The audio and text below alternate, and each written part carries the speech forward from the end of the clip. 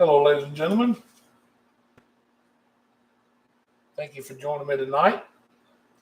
I am Harold, and this is Painting with Harold. And I am about to apply liquid white to a 16 by 20 canvas. So if you are just now tuning in, or you tune in a little later, and you missed this part of it, you can go back and watch the video once it posts on YouTube and rewatch this part if you want to learn how to apply liquid white. You may already know, but if you don't, well, feel free to go watch, because all I'm going to do is, using a lot of pressure, I'm just going to put the liquid white up here and just work it in all over the canvas. We just want to be an even coat.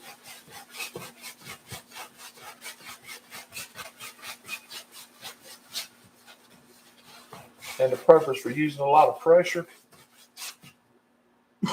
is so that liquid white will get on that canvas and get down in those little grooves, the little teeth of the canvas. Because if not, air can get trapped in those. And over time, the air bubbles will come back and pop, and you'll have little white specks all in your painting, and you won't know where they came from. And it'll just be where liquid white and paint didn't get into the teeth of the canvas. Now, a lot of people will double gesso their canvases after they buy them, even though there are gessos. A lot of people will apply gesso to them. And I'll do that if I buy a canvas that's rough even. I'll sand it down just a little bit and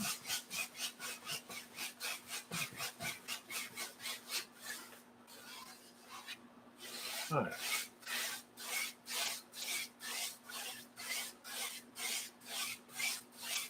And I'll reapply a coat of gesso on it myself.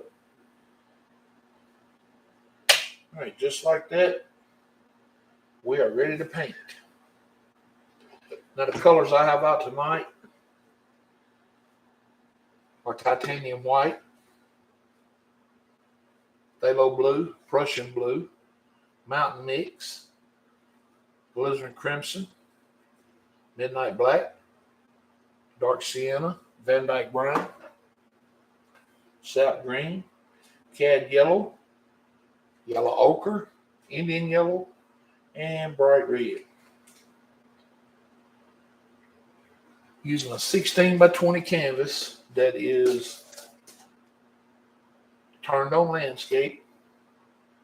And as you just seen, it's ready to go now. So I'll give it a few minutes to see if we get anybody in the room. And if not, I'll just go ahead and start painting, and you can watch this video after it posts. That's one of the beauties of YouTube Live, is if you missed the live, you can always go back and watch the video, because it will post directly to YouTube.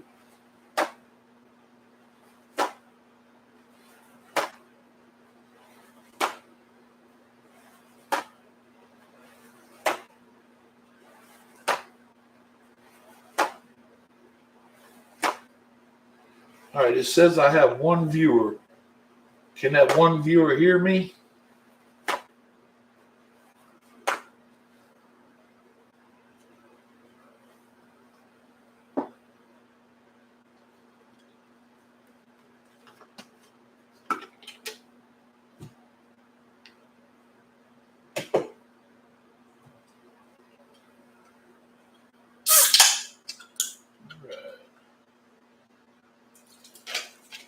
Maybe not.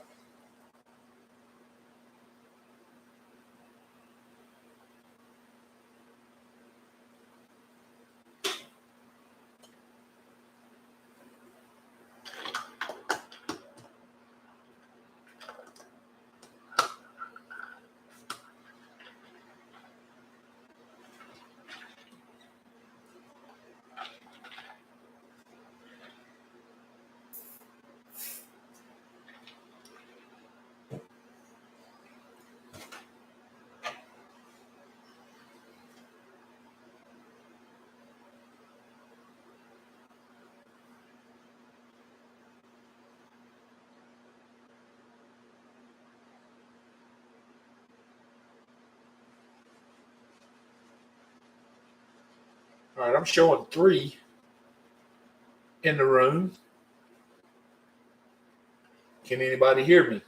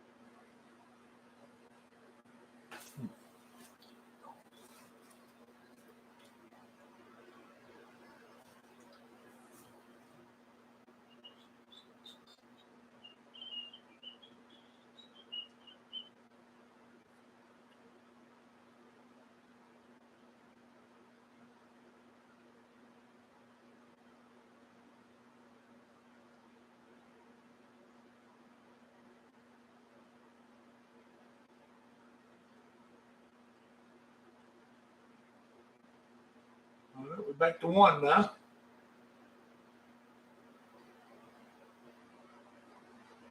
I guess I'm the 1.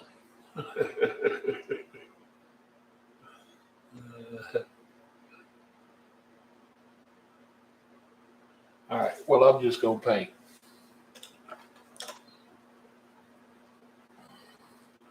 And the first thing I'm going to do is I'm going to take my 2-inch brush, and I'll come up here, and I'm going to get right into the Prussian blue. I'm going to tap that color right into the brush.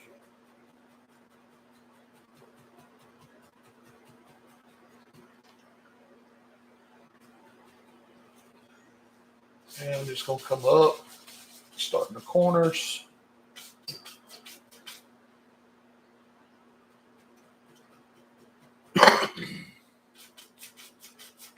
And then just work my way across the top, using the little X strokes, as always. Just like so.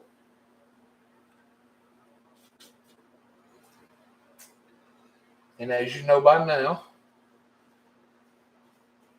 the further you work down, the more it's going to mix with the liquid white. And it's going to get lighter in color.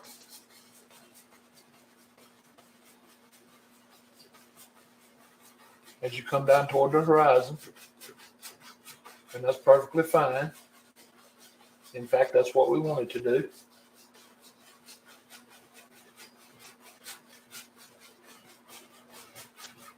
But now by changing your pressures here and there, you'll start getting these actions in your clouds. Hey, John, how are you? You start picking up these little actions in the sky, and that's always a good thing, because you always want your sky to look like it's got action in it and not just dead space.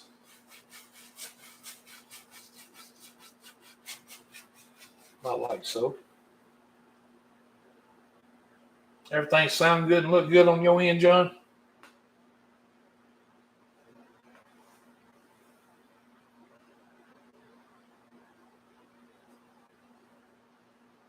Hey, Linda, how are you?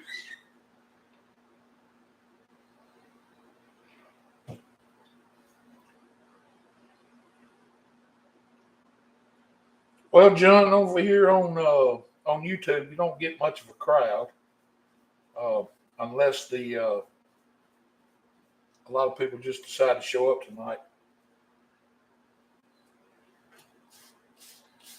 There's usually not a lot of people in the lives, or there's usually not people on my lives. I'll say that. I don't understand it. I've got over 800 subscribers, but I don't know. They just don't seem to come in on the live events over here.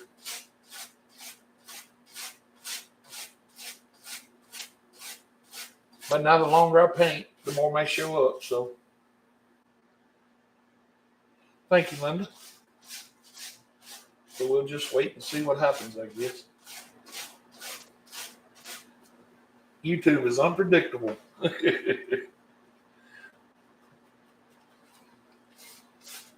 just going to keep pulling these colors in from the side.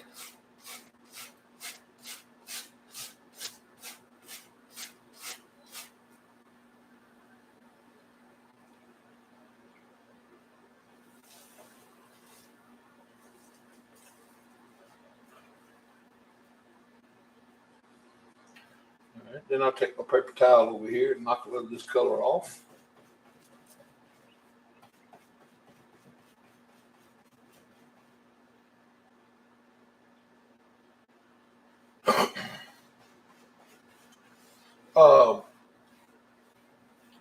No, I don't think you have to have real big numbers on YouTube to go live, John. I know you do on TikTok. You got to have 1,000 subscribers to go live on TikTok, and then you got to have more than that to be able to use a camera and do live streaming straight from the computer. You have to use your phone for now, and that I do, and I don't know. I don't like the picture that phone gives you. Like here on YouTube, you can go live and you can use your camera like I got tonight. And for me, it's so much better. The quality's better and the sound's better. The picture's usually better.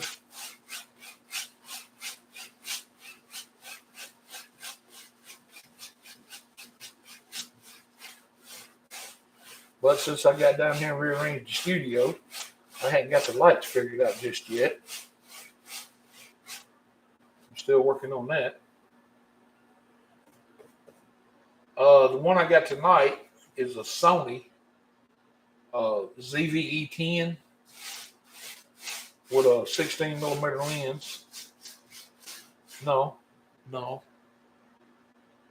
Yeah, it may be my 16. I don't know. But I also got a Canon, and it's a little bit better camera. Can't stay for long, just dropping in. Well, I'm glad you did, Steve. Several people have mentioned your name over the past few lives. I said, well, y'all make sure to tell him hello.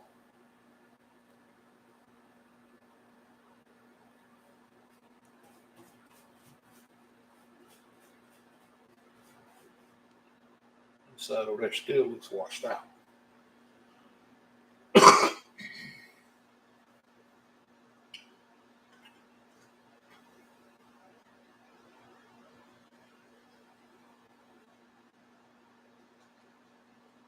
Oh my God. Well, I'm glad you did, Steve.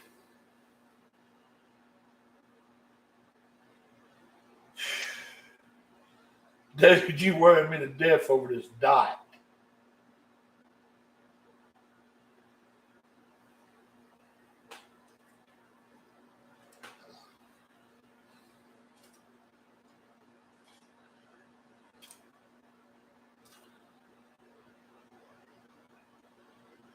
There it is. There's your dot right there.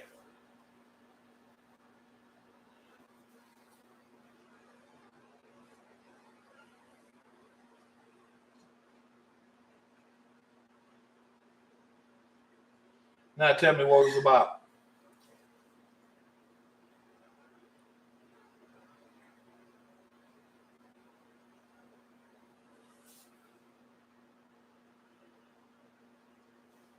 Yeah, I pulled them back some too, John. You welcome, Itchy Dog. Now tell me what the dot was about. What's up, Rod?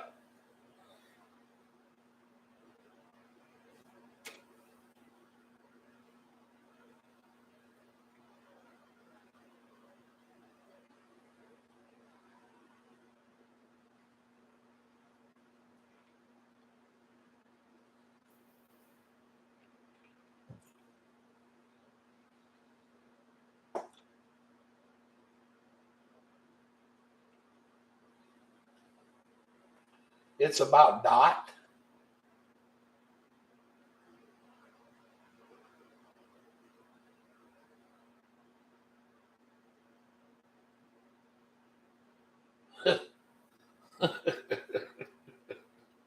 Yeah, that's what I figured.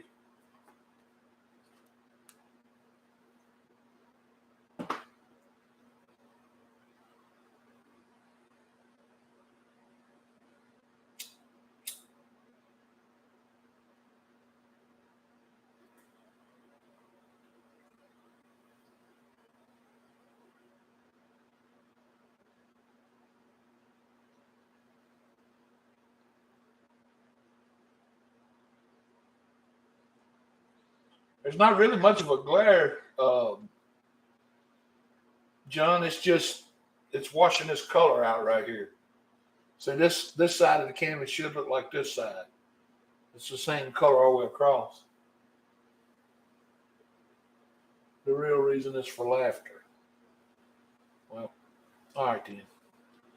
I'm glad you got a laugh out of it, brother.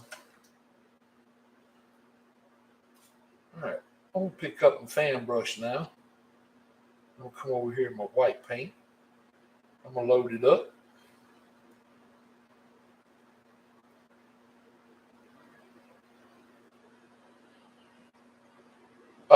No, Rod, not today. Hopefully tomorrow or Tuesday.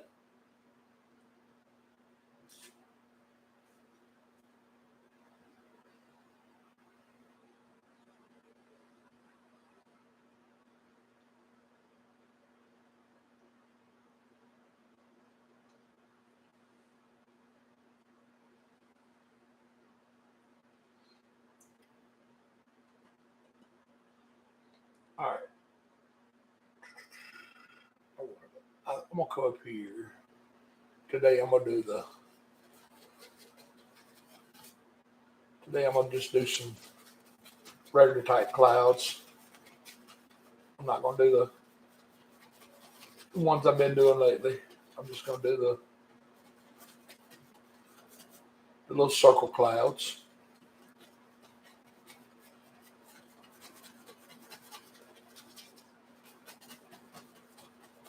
Just making little circles.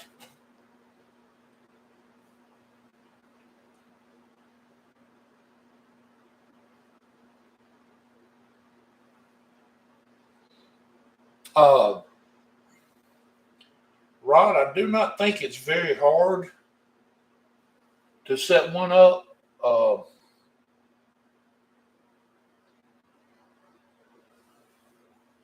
Wait, your dog. I hope you're right, buddy. Uh, I wish Cassie was on here. She could tell you more about it. Uh, I don't think it's real hard to do,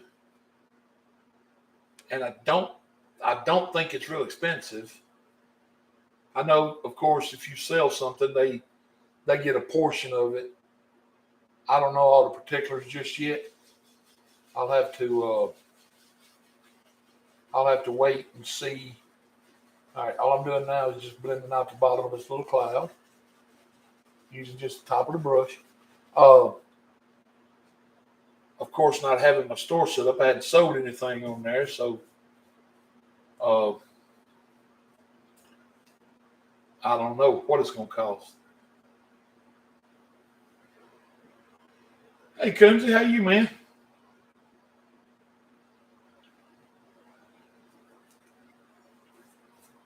All right. I do think it's 20 cents or something like that, Rod, to have a listing. I think, and then it's so much after you sell something or something like that. Oh, it's going good, man. Just trying to get some painting done. 5%, John? Okay.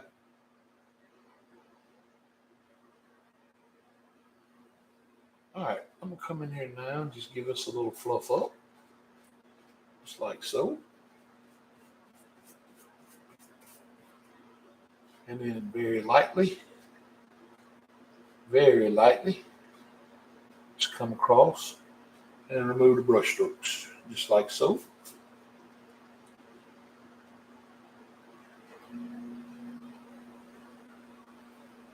I don't know either, Linda. My wife's doing it for me.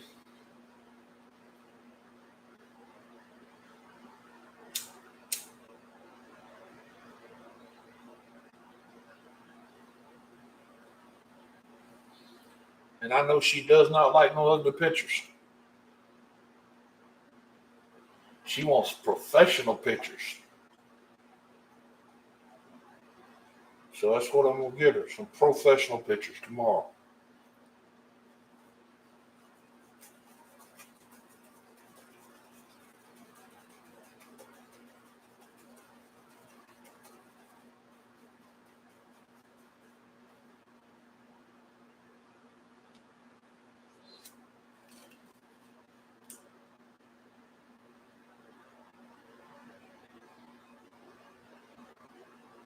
Yeah, John, I'm going to take them.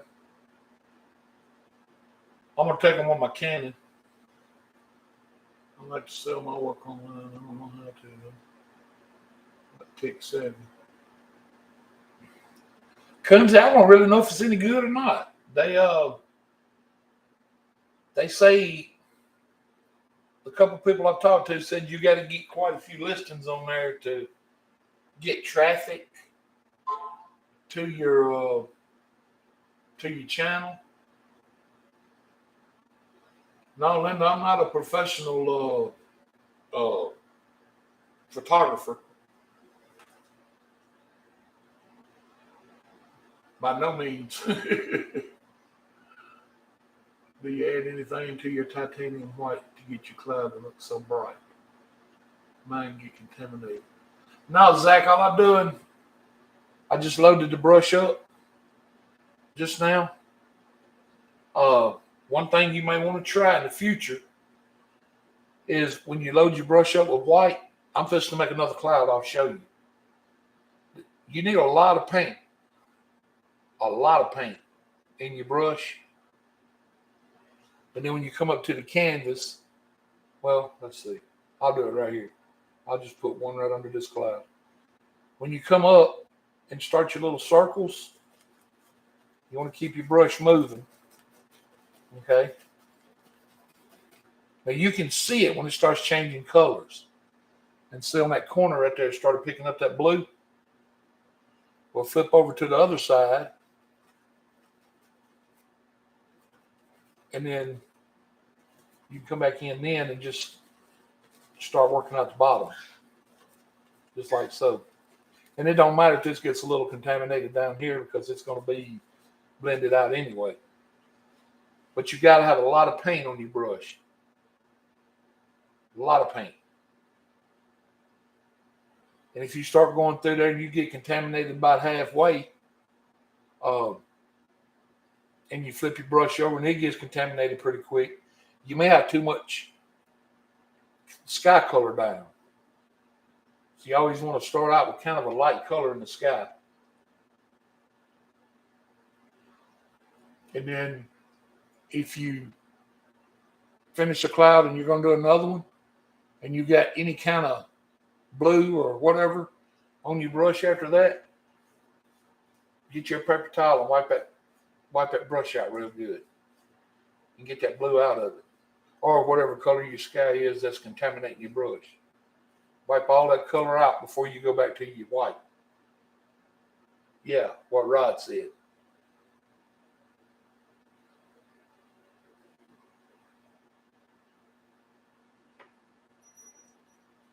And then you take your 2-inch brush and you just come up.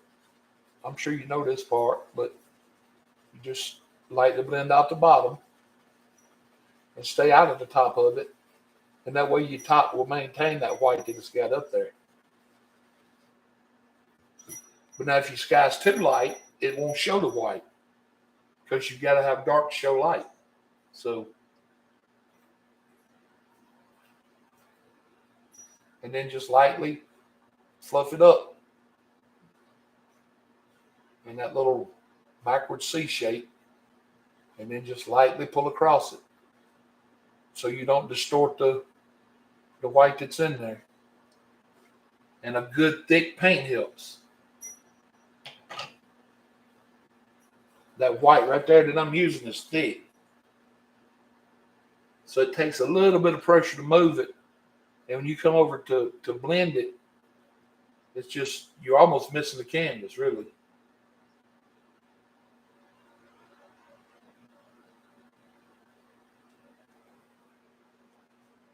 All right, now I got my brush wiped out. I'll come back up here and load the brush again.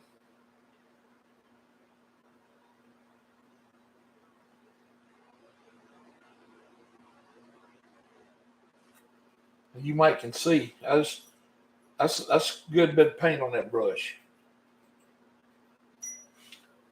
All right, I'll come from over here this time. I'll bring one in here.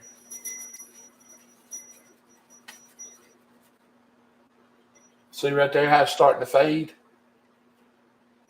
Just that little bit. And then I'll flip it over right there and bring it back. And then just come back and kind of fill in the bottom of it. That's all you got to do. And you're almost blending it out right there by doing that. So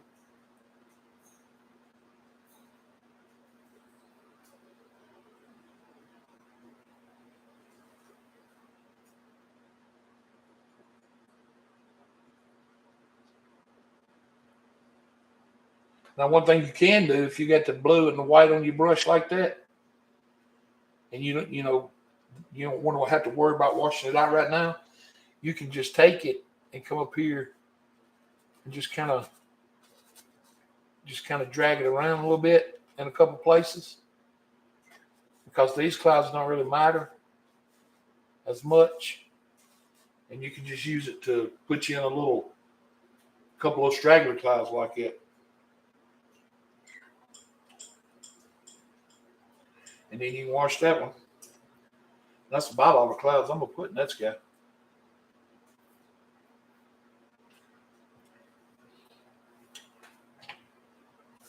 I hope that helped you some, Zach.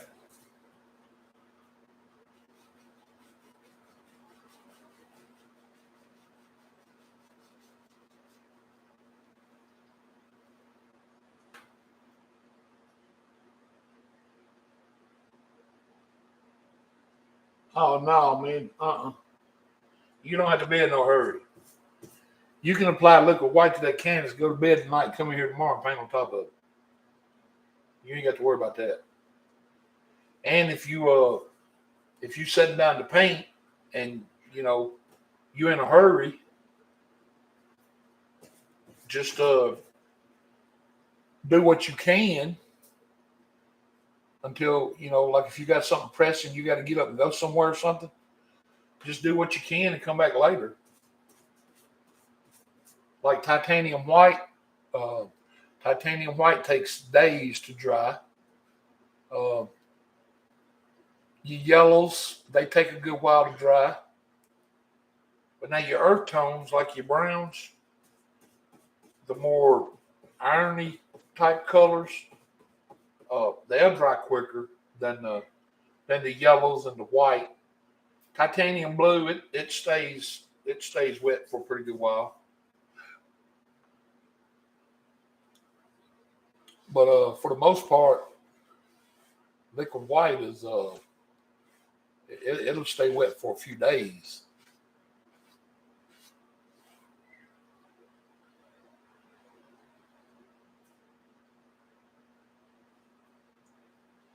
Exactly, Rod.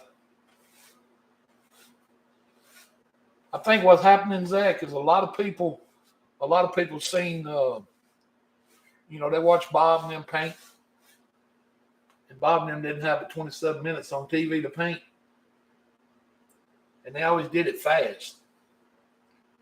And I think a lot of people have it in their mind that you have to do this process fast, and you don't.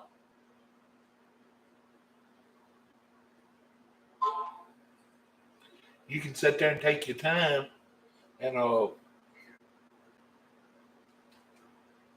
just, kick back and enjoy it.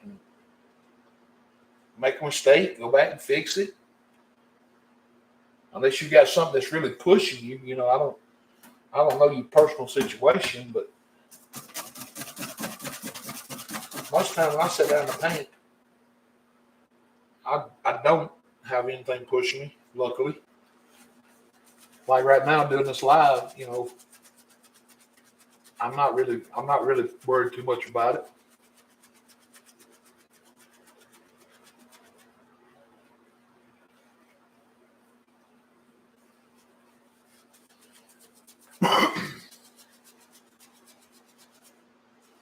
But the more you paint, the more you will pick up speed over time. But now, I mean, I don't. I mean, unless you just want to be fast doing it, I don't know the reason, and it's none of my business. I mean, it's you painting. So, but you don't have to.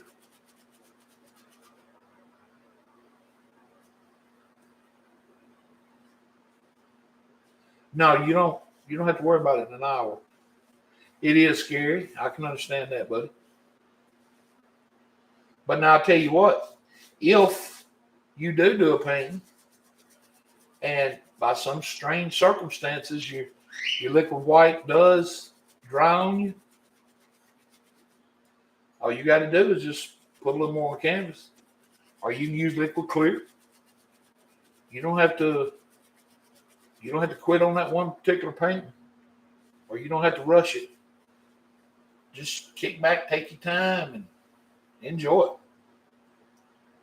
it. Have a good time.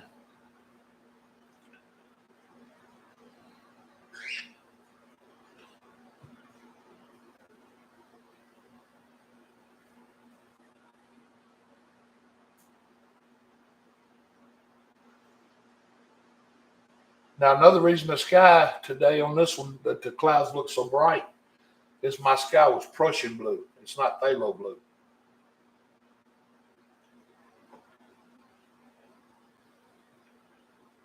No, me either, Kunz. When I'm rushing, man, I make more mistakes and have to go back and fix them, and you start getting frustrated.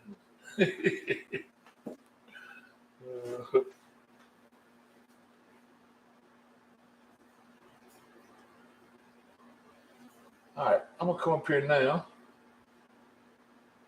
I'm gonna pull out a little of this mountain mix. Pull it out flat as I can get it.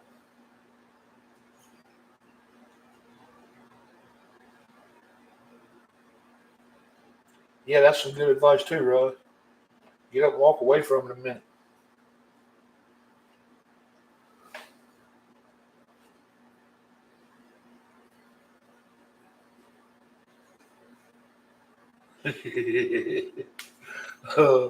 I agree.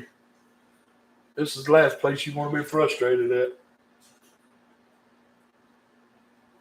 I get lost in the painting. I don't know if a lot of other people do, but sometimes when I'm sitting here painting, I'll get lost in it. I'm just like caught up in the world just to see what's going to develop next, what I'm going to put in there next. Like I know I'm fixing to do a mountain, and automatically my mind's thinking, what am I going to do after the mountain?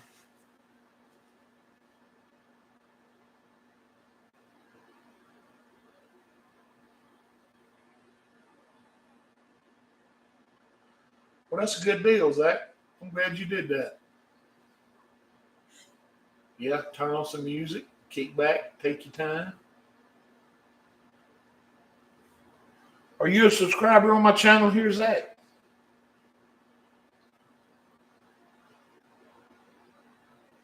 All right, what kind of mountains do we want to build today?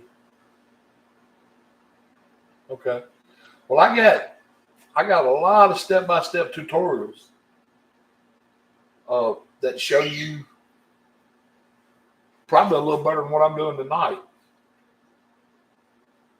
Because on the live, I try not to go for too long, and then I get caught up talking to other people and stuff like that. So sometimes I don't give you step by step as good as I do on some of the videos.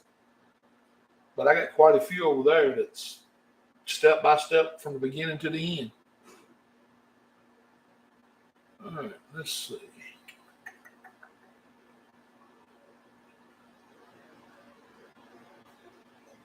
Well, thank you, Coons. I appreciate that, man. All right. I don't know what kind of mountains I want to do today.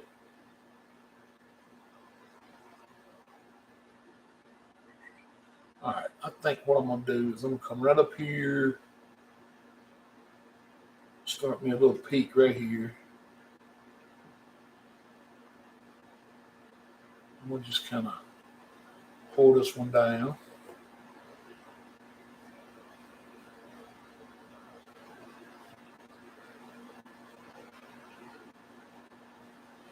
Make kind of a tall mountain.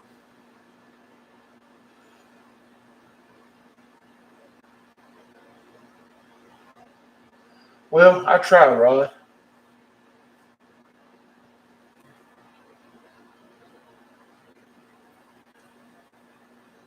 Because I understand the frustration in it.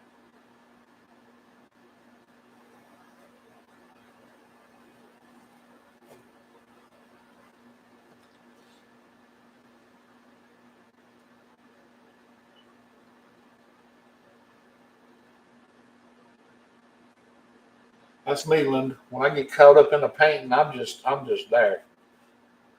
I don't even realize what time it is most of the time.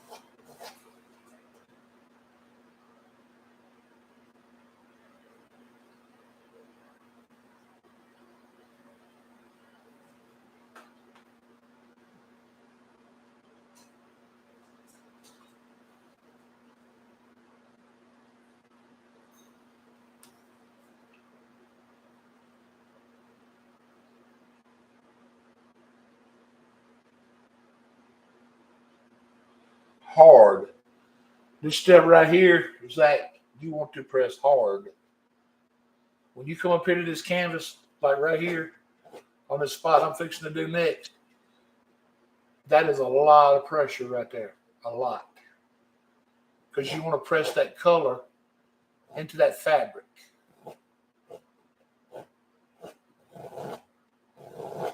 And then right there where I'm scraping that hard. On your base right here, you want to get that color in there as hard as you can get it. Because that's going to be the basis of your mountain.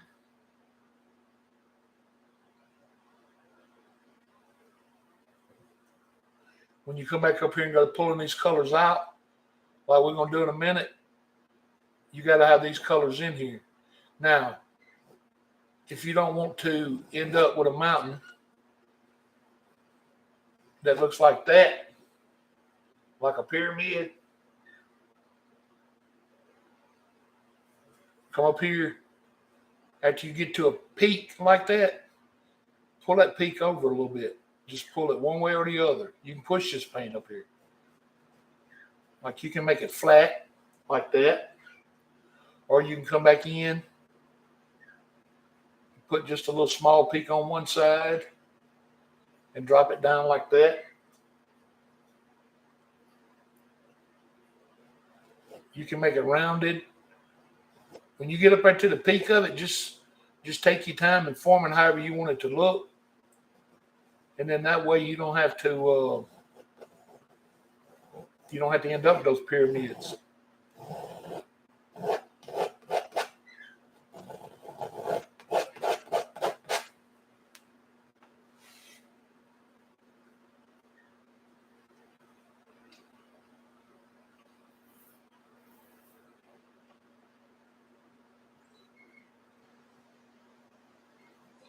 But now this dark color, you want this dark color in your canvas.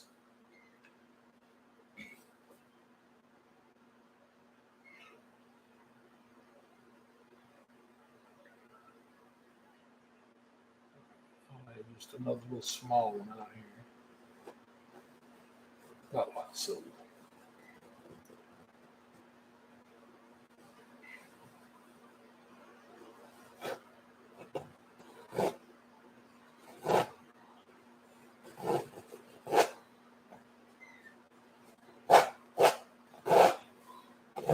And then when you come in here to scrape this out, that's a lot of pressure. You can hear how hard I'm scraping that canvas.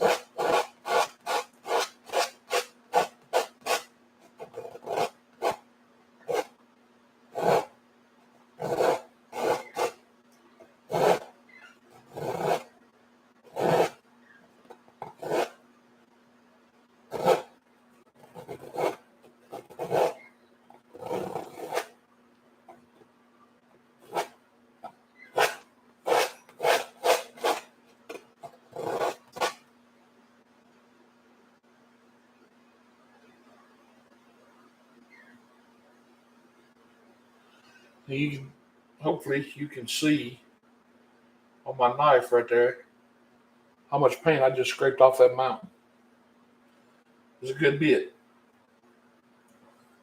And I'm still not done taking paint off there.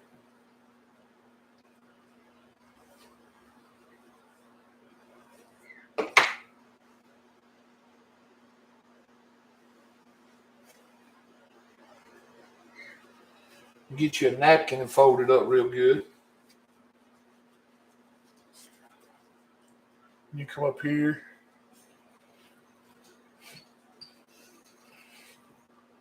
And get in here and really pull some of this paint out. And again, this is a lot of pressure. Now, the one thing you want to be careful of right here doing this step is the kind of napkins you use. You don't want them to come up here and just start building up those little naps on you and putting all those little balls up here on your paint.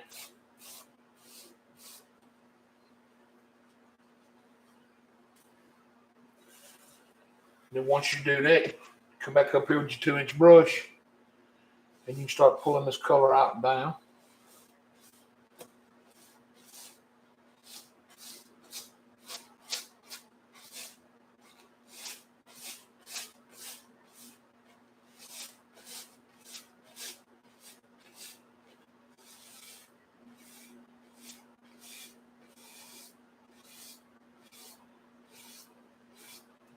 Like so.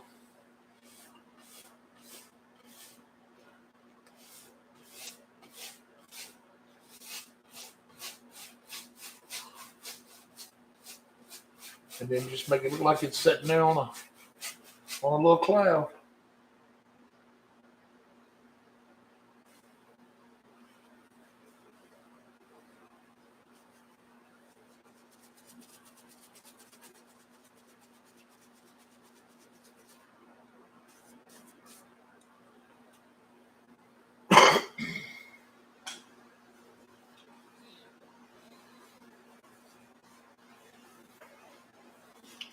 But the fun part is what we're fixing to do next. To me, that's where the fun comes in. Is when we put that snow on. Or whatever you decide to put as a highlight. It don't always have to be snow.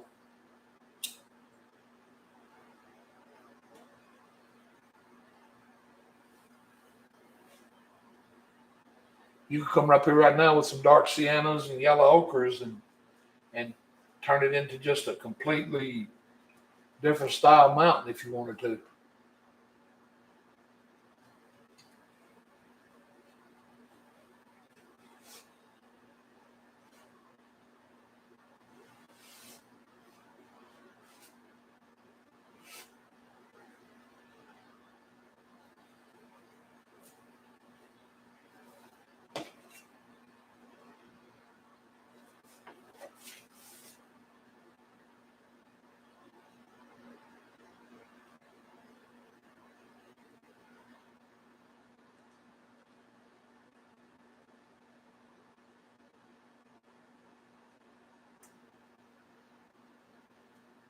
You got to pull that paint out as flat as you can get it.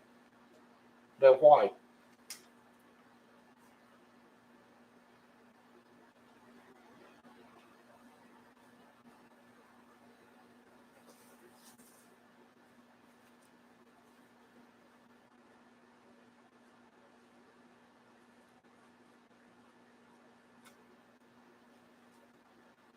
And just like in the clouds, you got to have a thick white paint right here. If you got a thin white paint, it just ain't gonna hardly work for you.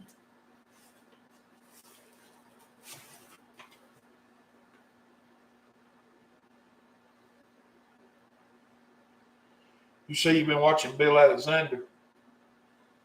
I'm sure you've seen him take his palette knife and stick it to his paint and turn his palette upside down.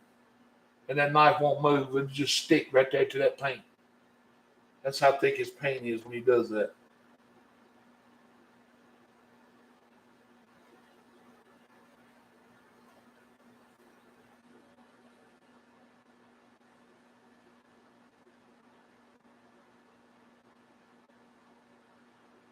You come up here and get you a little roll of white on your knife. And you just come up here real gentle. I mean, very gentle. And you just very lightly pull it down. Just real light. Just barely touching that canvas. I mean, barely.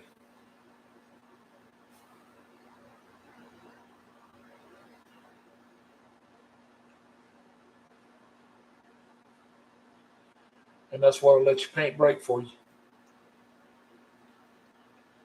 You just barely touching it. Is that my dog's bell? Oh no, that's the birds, right?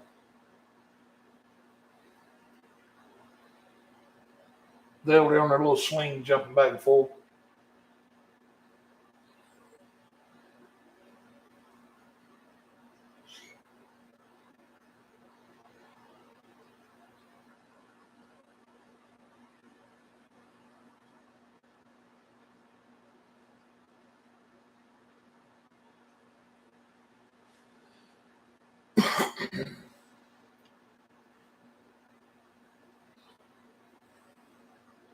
They're in a good mood tonight.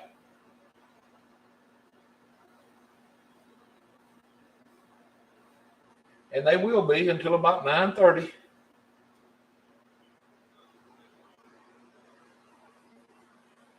Yeah, they say them bells help a lot on them hunting dogs.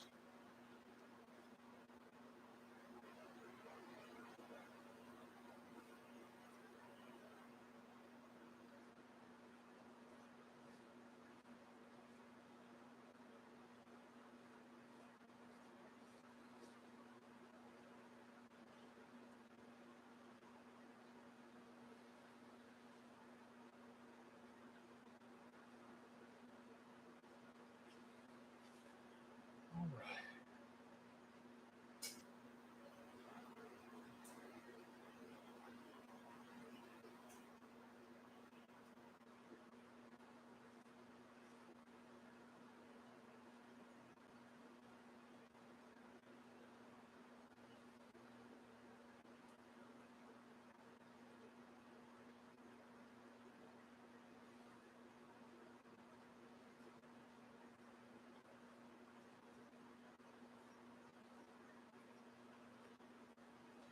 I wish I could describe how light a touch that right there is to people to get them to understand.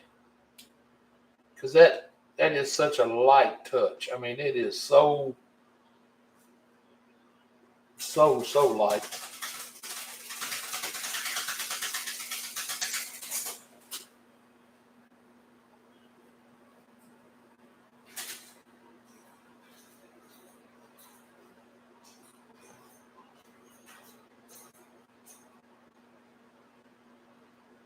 Light as a feather.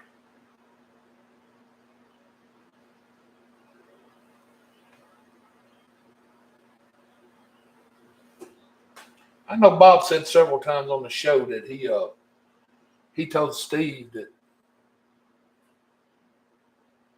just feel like a whisper going across here. He said that's when Steve actually got to understanding it.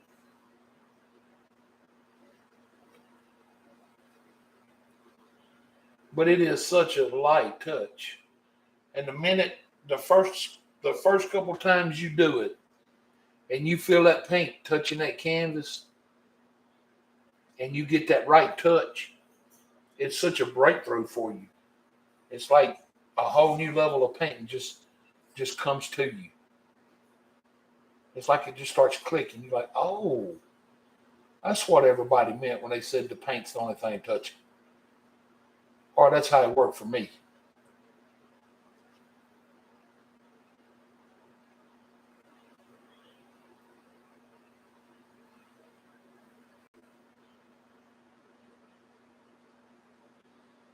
Because that little roll of paint, that's all that's touching that canvas.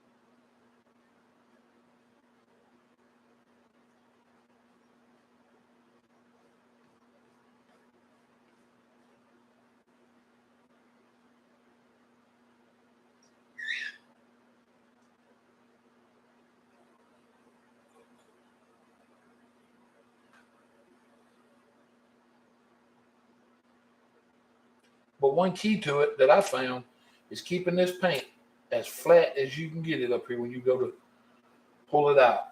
It's got to be flat.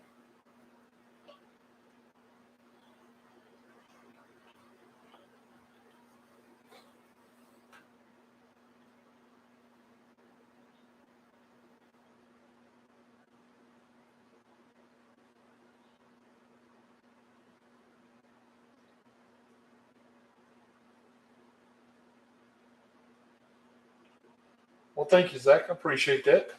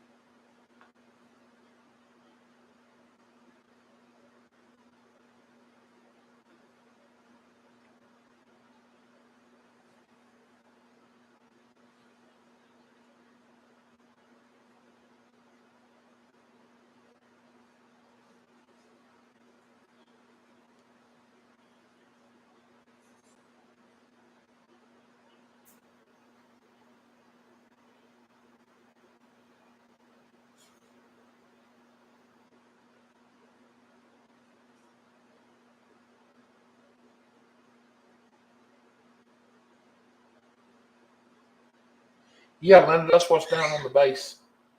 This color, that's the mountain mix. I use that in some paintings, and on some paintings, uh, I'll use the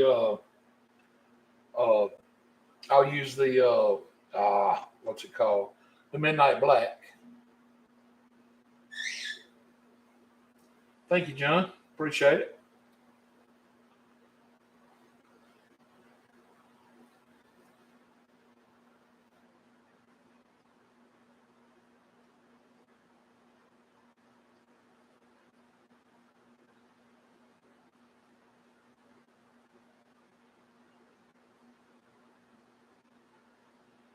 A lot of times I'll wait to see what my sky turns out like before I really determine what color I'm gonna use. to put on the as the mountain base.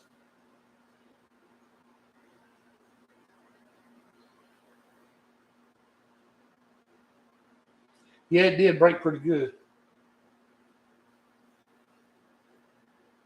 Sometimes the paint just does what you want it to do. And then sometimes it just does what it wants to do.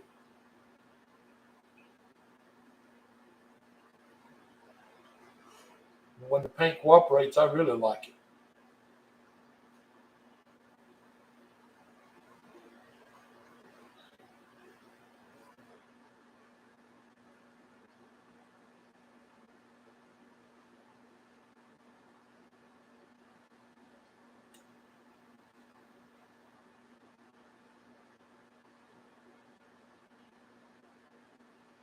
And I like doing brown mountains sometimes.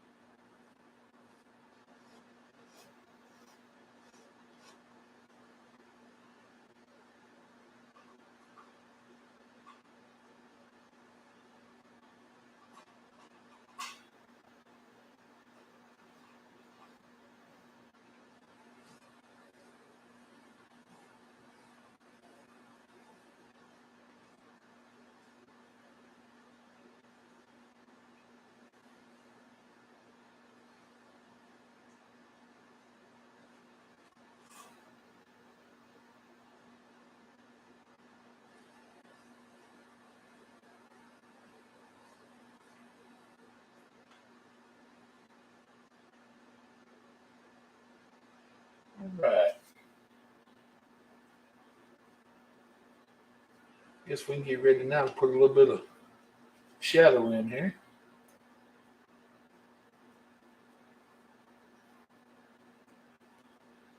And for that, I'll come up here and get just a little bit of my Prussian blue.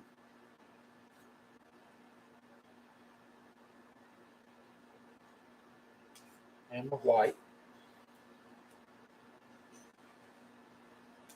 And I'll come up here and get a little bit of my mountain color. I'll use all three of these colors.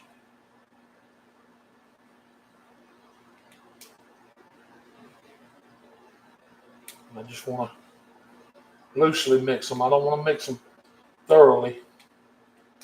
Just real loose.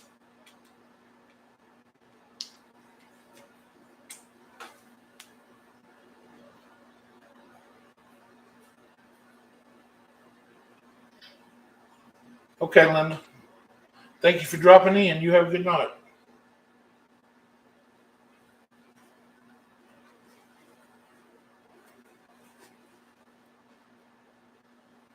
All right. Now I'm going to use the little edge of my knife. I'm going to come right up here and grab a little bit of that color we just made up. I'm going to come right up here behind my snow. I want to start with that outside first. And just pull it right over to the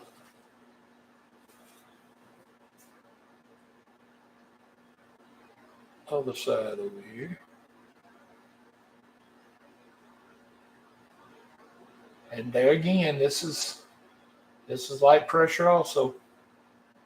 Very light.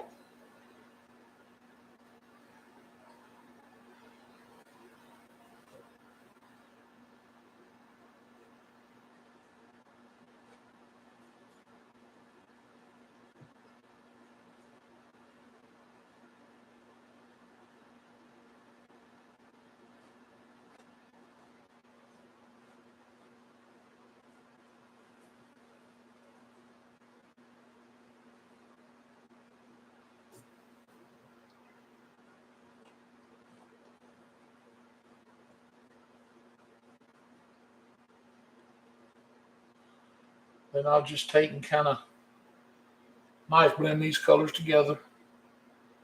Just real light.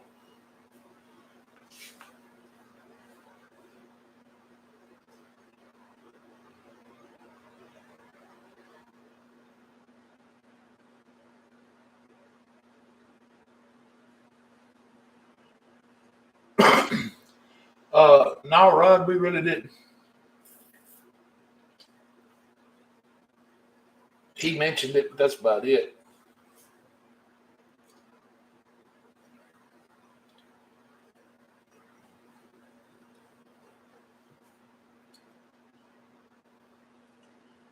All right. Grab just another little roll. Come right up here. Get started on this one now.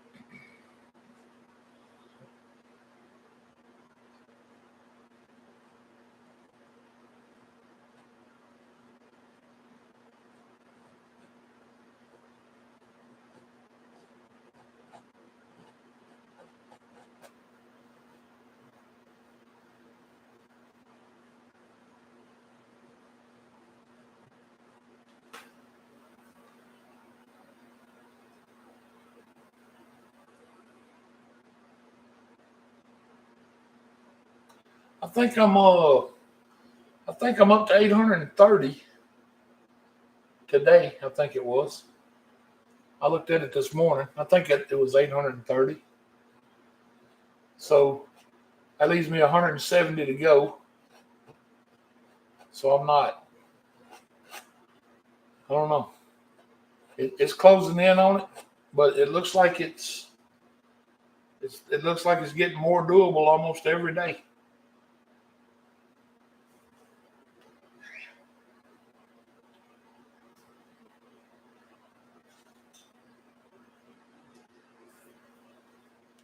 All right, I'm gonna come right up here now on this peak and start working this side. Same way. No pressure. Yeah, me too, Rod. I really do. I put in a lot of work. All right.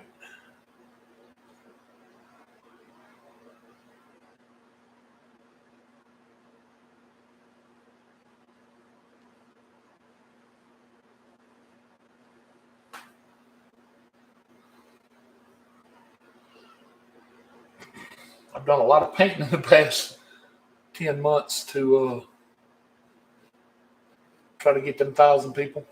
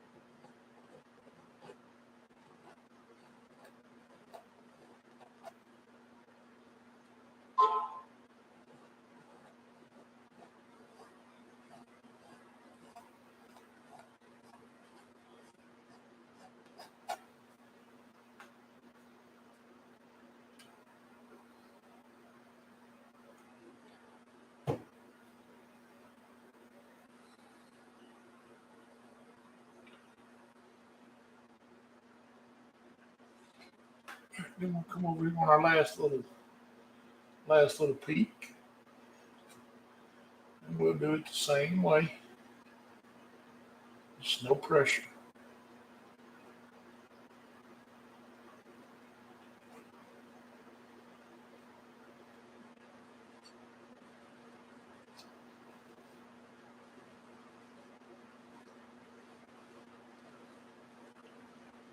Just let that paint break.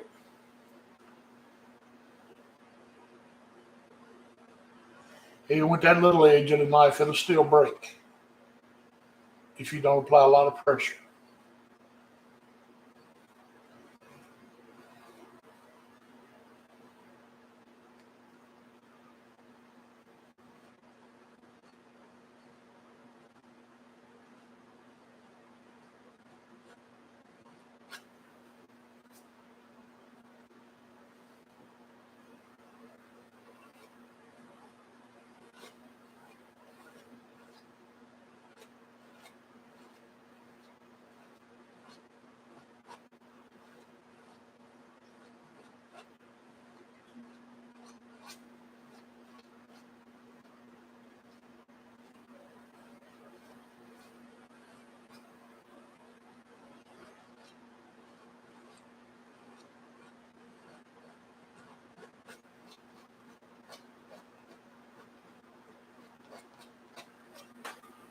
All right, about like so.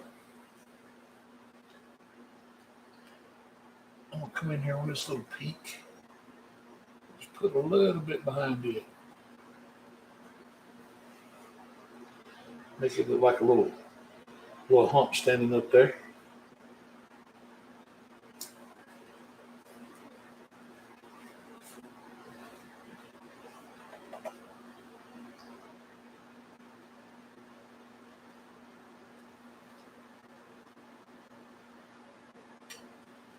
Then you can come back up here and get just a little bit of the mountain color if you want to.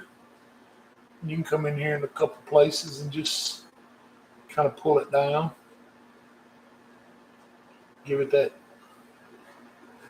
little dark look in a couple places. It don't take much.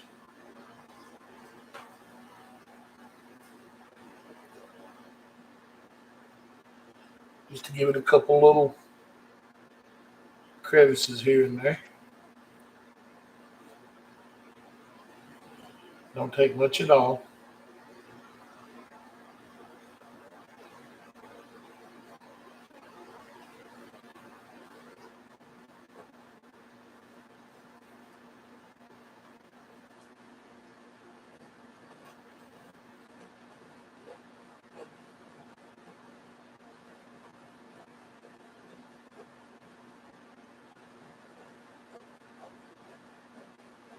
Just kind of knife blend it in.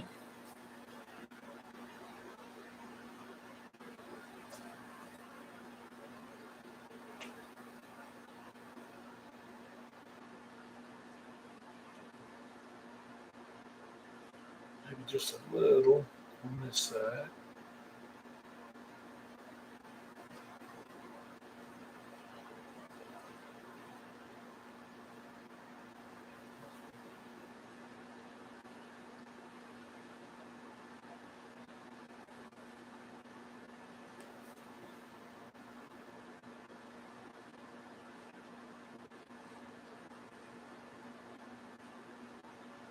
And maybe just a little on this side.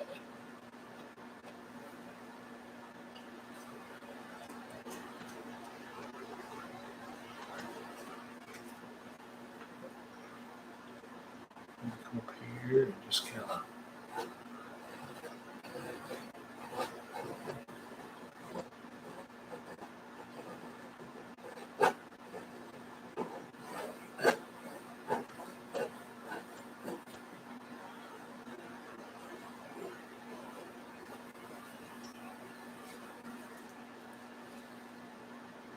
all right, now back up here,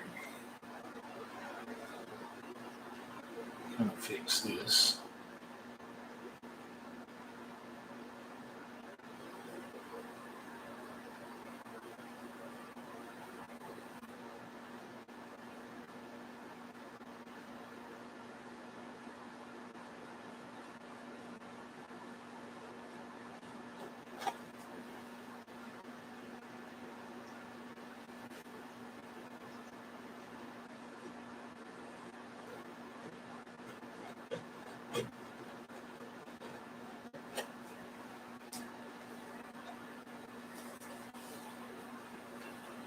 All right, now we can put a little bit of snow in here. We can make this look kind of like a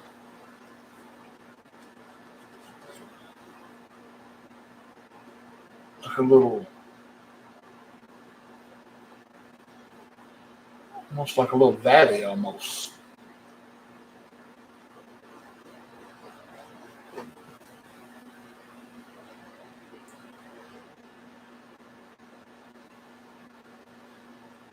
All right, I'm gonna say that's good enough on mountains.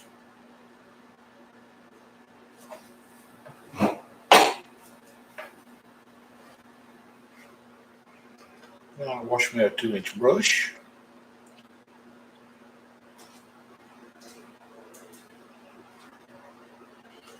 All right, I'm sorry I guess it's quiet on y'all right there, but I was doing some heavy duty concentrating. I had my breath held most of the way.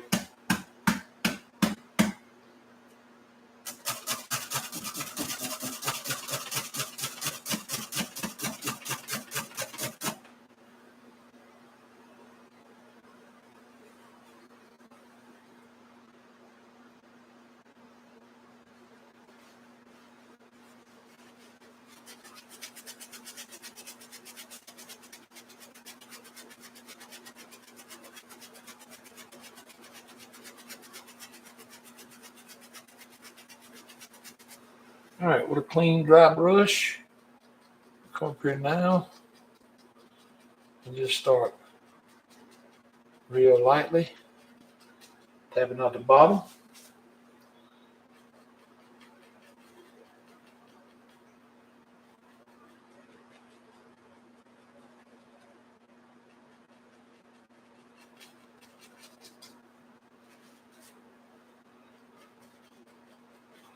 Just want to tap out the same direction that the highlights are coming down.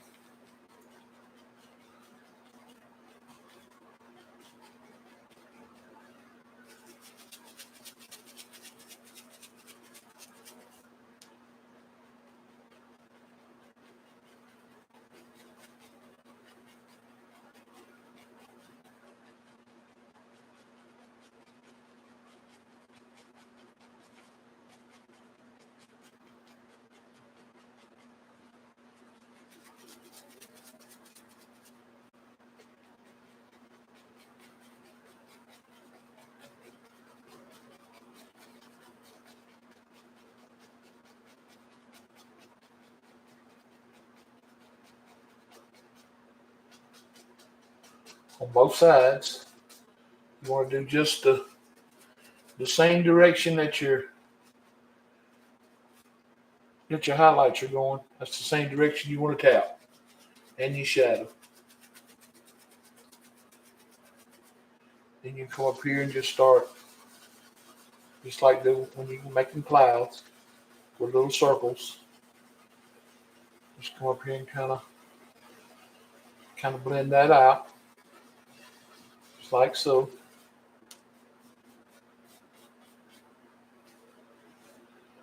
And then come back and just lightly pull back into the mountain the same way you tap down. Very, very lightly. Very lightly. And then just come up here and brush your brush strokes away, or your tap marks.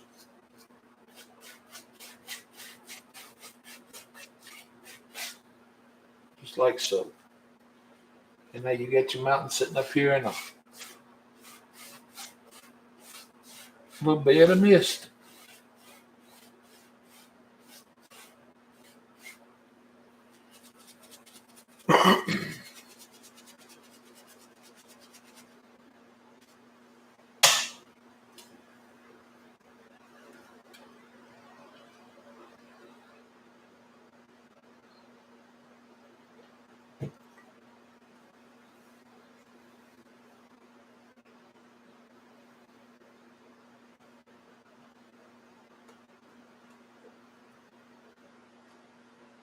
Any questions so far?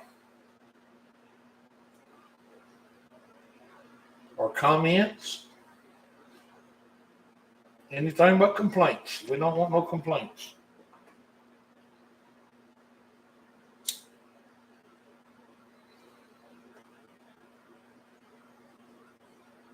The complaint department is closed.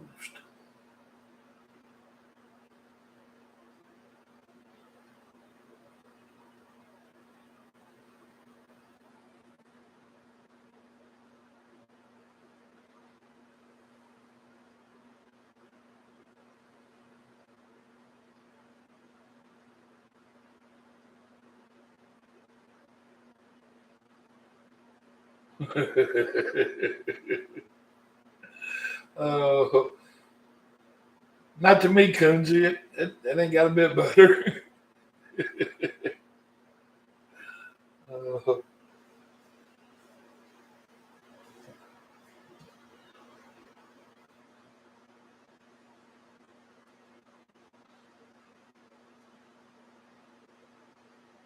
uh, where are you talking about, John? Like right in here? Where they meet?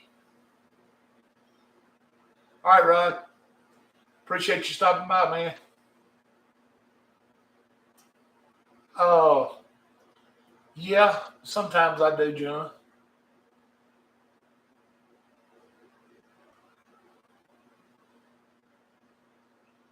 The way these came together, I really, I don't know. I don't know that I want to smooth these down because they look kind of rugged in there in them little peaks and valleys. I kind of like that.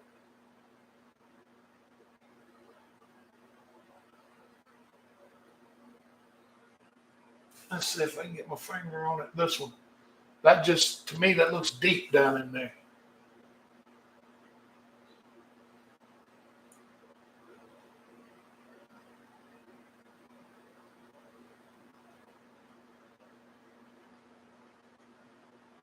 Well, like right here, you could come in here and smooth that one out. But this one, I kind of like the way this mountain just kind of sits down in it. And then this one just looks like it's just deep. So I'm not going to do any smoothing. And I could get away with it over here on that little side right there. It wouldn't hurt a thing. But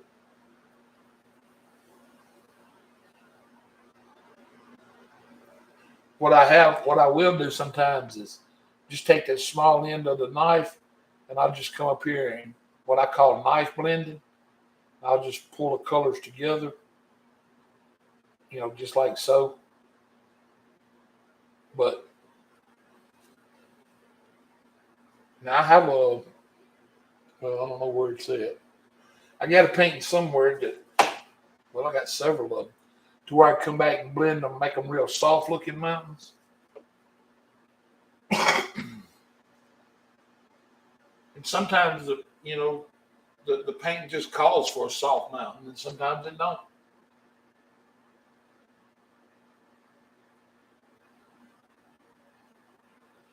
But now with that said, I have got a small little sable brush that'll get in there and do that without destroying anything. It'll blend.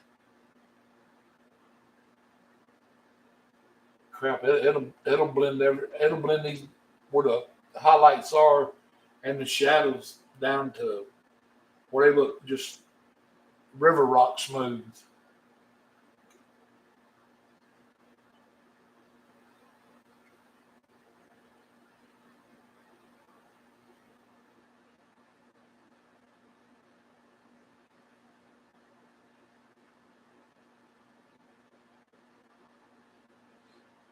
And a smooth mountain don't look bad at times. It really don't.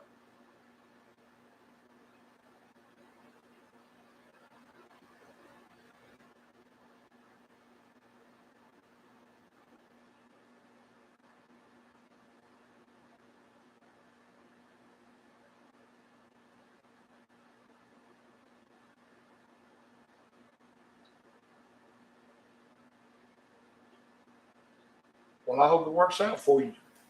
I really do.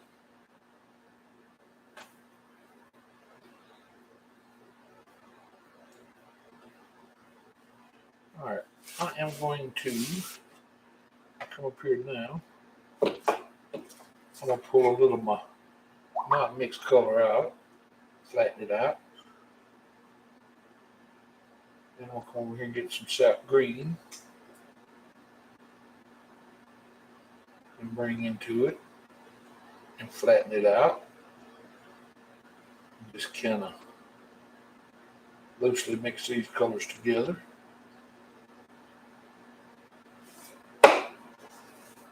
Then I'll take my brush and just come in there and just tap me some color right on the brush, mix them right on the brush.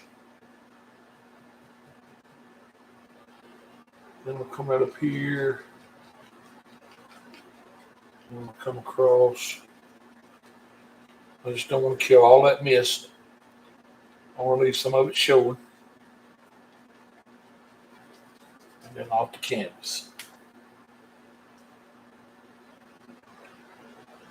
What's up, Mick?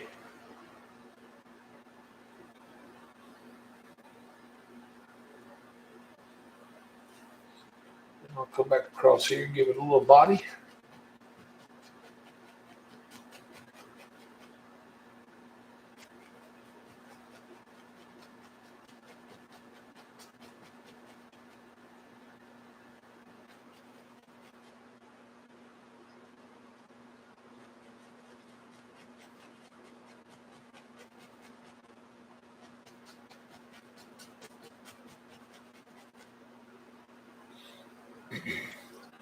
Mick, did you ever make any decision as to when you wanted to do the double painting or whatever?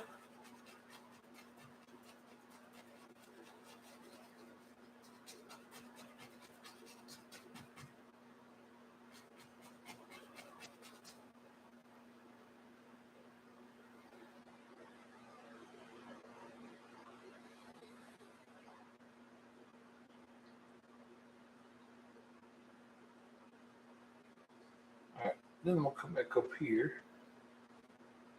I just want to pull up. Just flick that brush right up.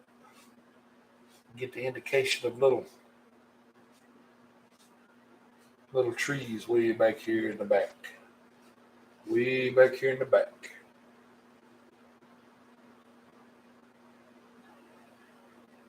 Well, I understand being sidetracked, buddy. I think here lately it seems like all the painters are just busy, busy, busy, which is good. There's nothing ever wrong with that.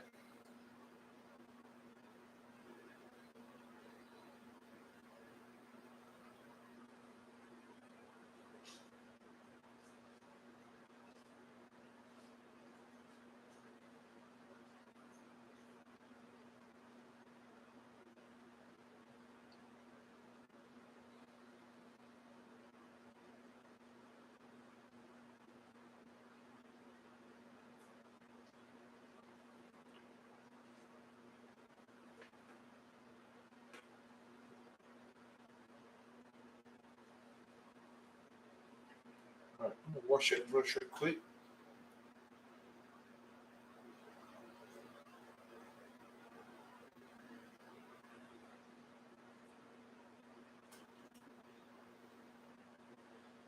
I guess about the only problem I'm gonna have is painting at the faster speed because you get after it when you paint.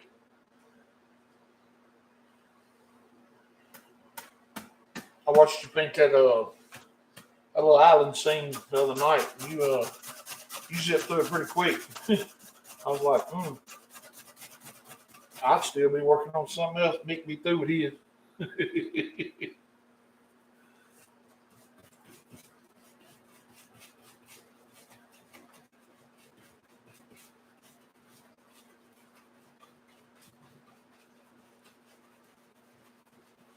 All right, dry my brush out now.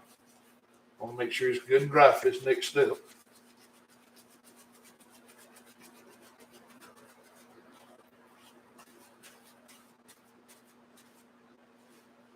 We'll come up here right with the corner of this brush. And I want to come across here and start tapping it down. And create another layer of mist in here.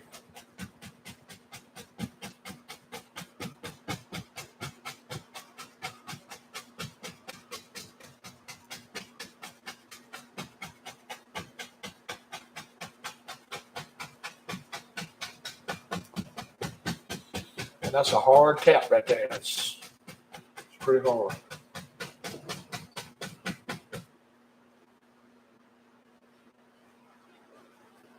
Yeah, I love it, man. Anytime I get the opportunity to paint, I'm gonna try to. All right, then I'll come in here and lightly pull up that bottom and just come across and just blend it out. Just like so.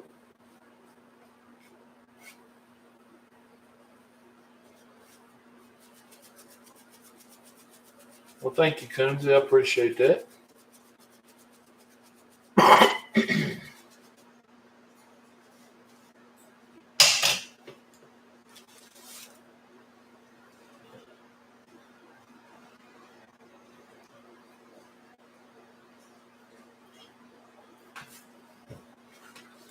Grab me another Pepsi right quick here. Take a small break. Since we just chatting.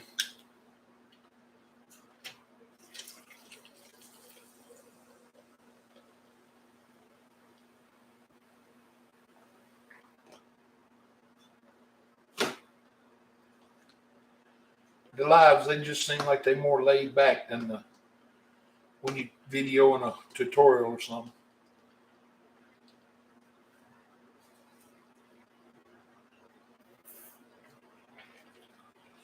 But I guess I do need to get this one done.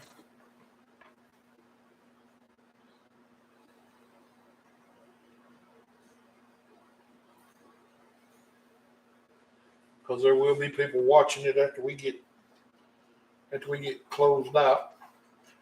I guess it needs to be a 3-hour long video. Attention span seem to just drop off after a little bit.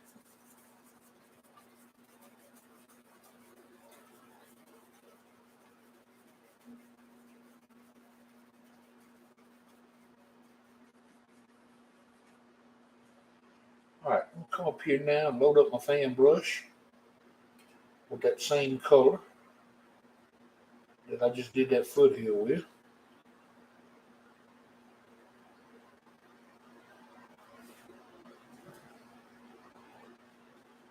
I'll come right up here.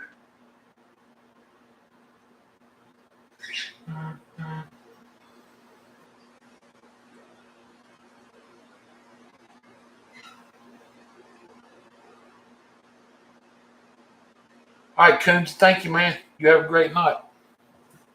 All right, and I'll just give myself the indication back here of a little evergreen that you can just barely make out.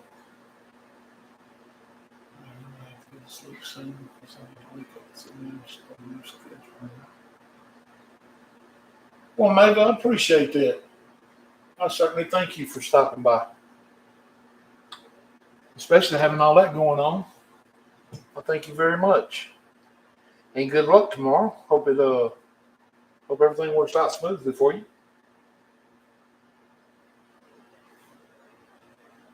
If everything goes well, I'll be back on TikTok tomorrow night, and I'll be doing a black canvas painting over there. So maybe we'll see you then.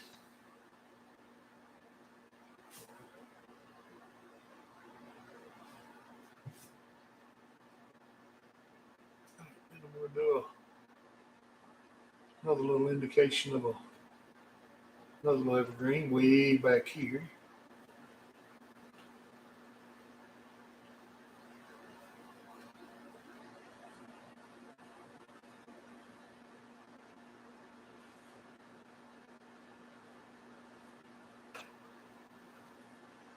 Maybe another little short one right here.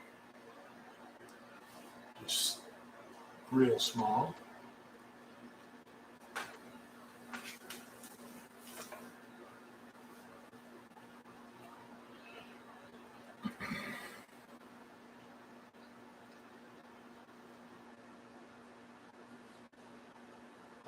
Then I'll come right here and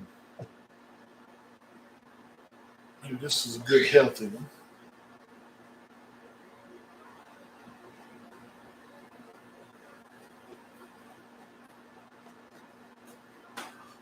About like so.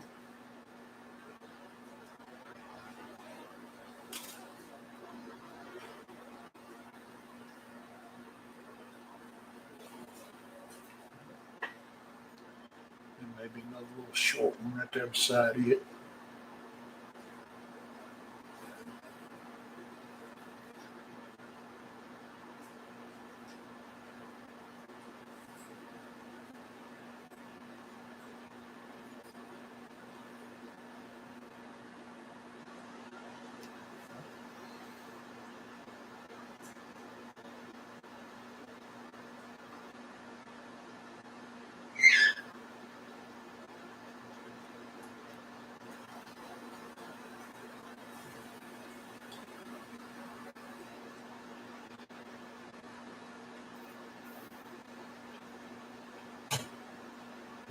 Well, thank you, John. I appreciate you being here, buddy. You have a great night.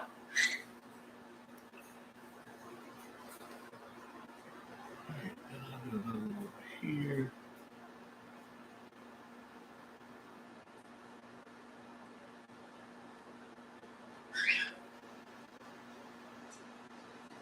So,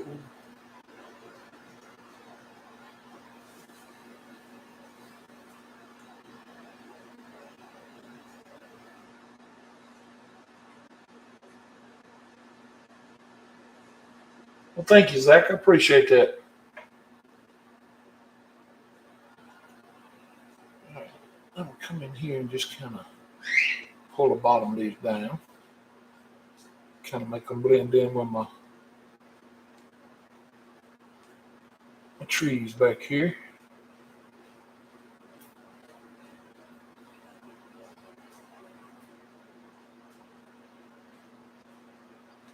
About like so. Then just kind of smooth out the bottoms.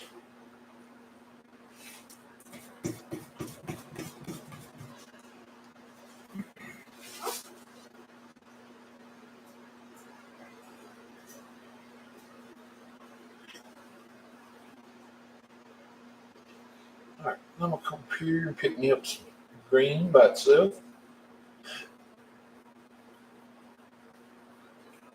Then go over here and get just a little bit of the Van Dyke brown.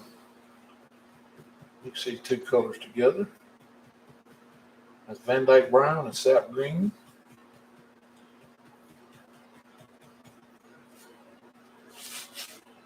All right. Now I'm going to come in here and just stay under that mist a little and just come across real lightly. Give myself an indication of a little grass foothill now.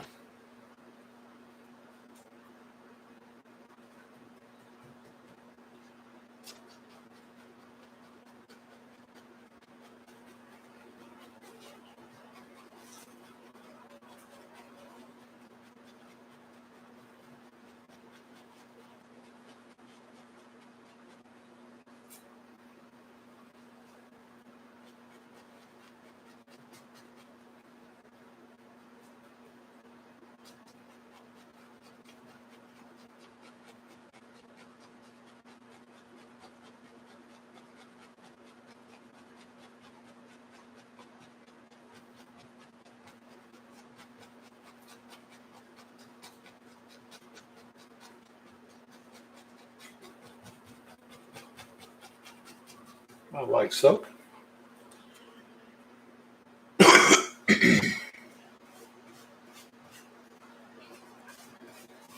Then I'm going to come in here and get just a little bit of the yellow, cad yellow by itself.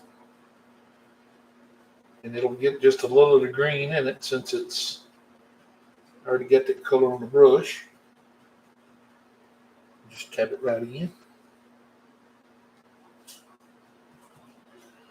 And I'll come back up here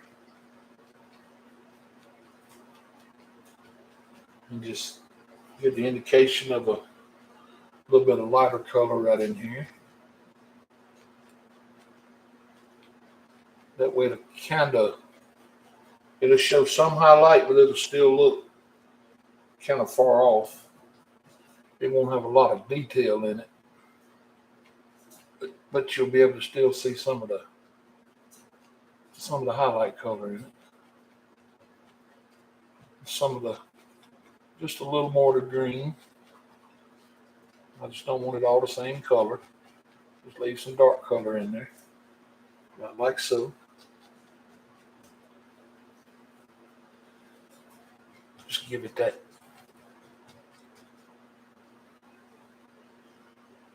little indication. That's all we need.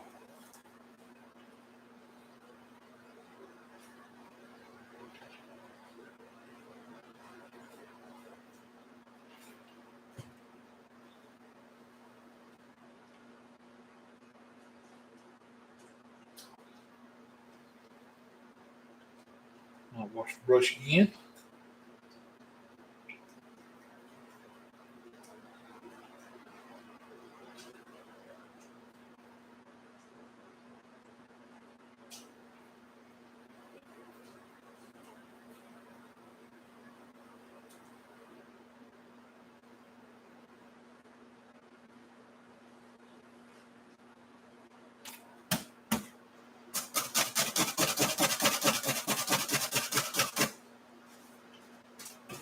Make sure it's good and dry.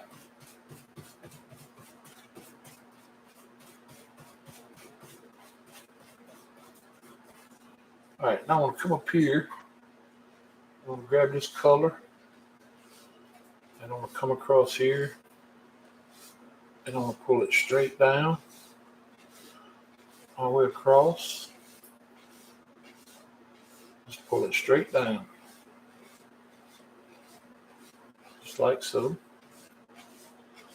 Across here.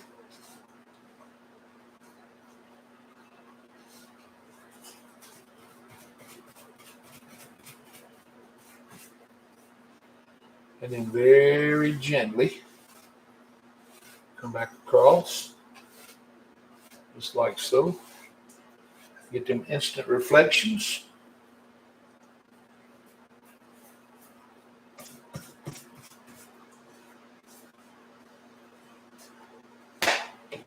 And I'll pick up a knife. I guess I'll use the big knife for this.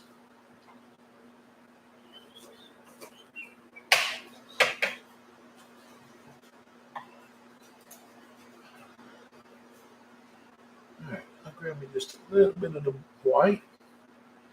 Bring it down.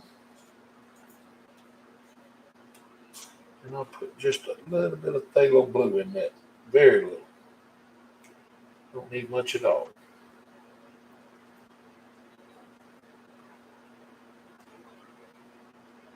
Cut off that little roll.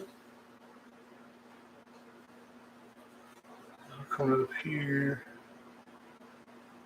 Give myself the indication of a little water line across here. Just keep it level.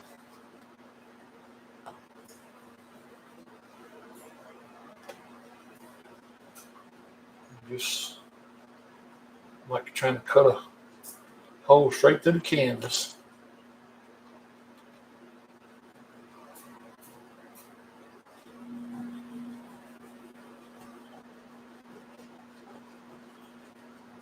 Just like so.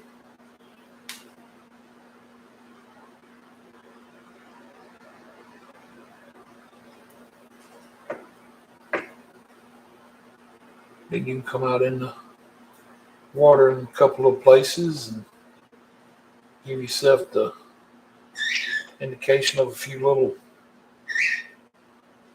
ripples here and there.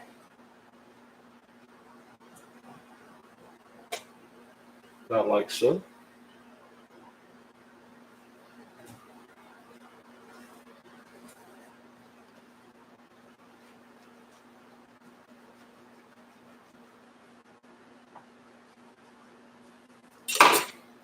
All right, I'm come back over here now and grab my fan brush again.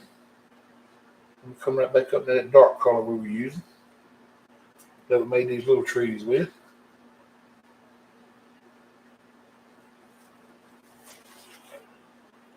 And we'll come right back up here now.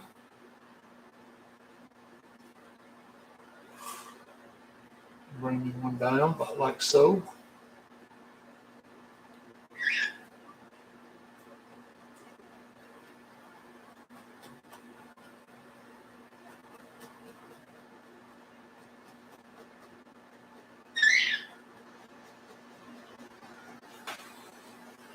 Put in one right there.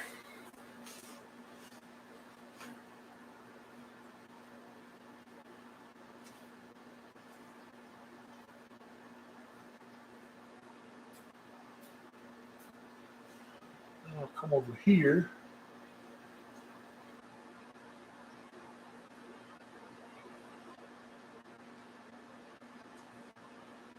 We'll put a big one in over here. I want it to come down just past the shadow right there.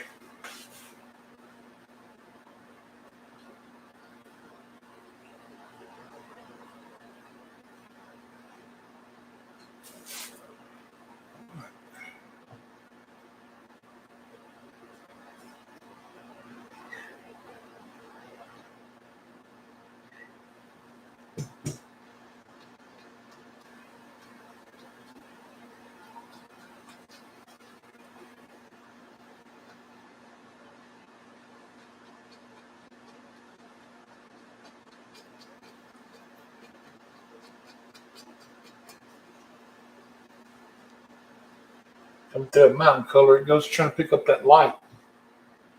So you just have to come back up here and put out just a little more dark. Not much, just a little.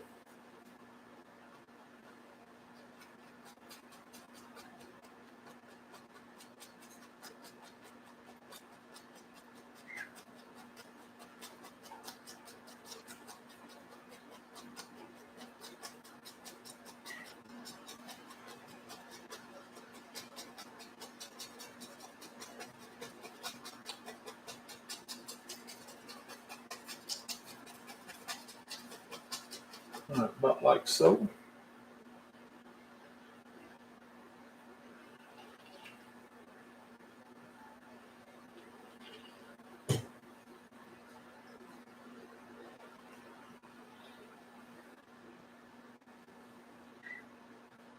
I'm pretty sure this one would show in the water a little bit.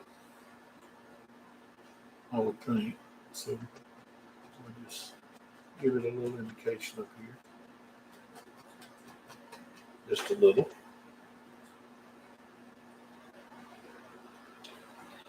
And then we'll lightly, very lightly, pull that down. And very, very lightly blend across it. Just like so.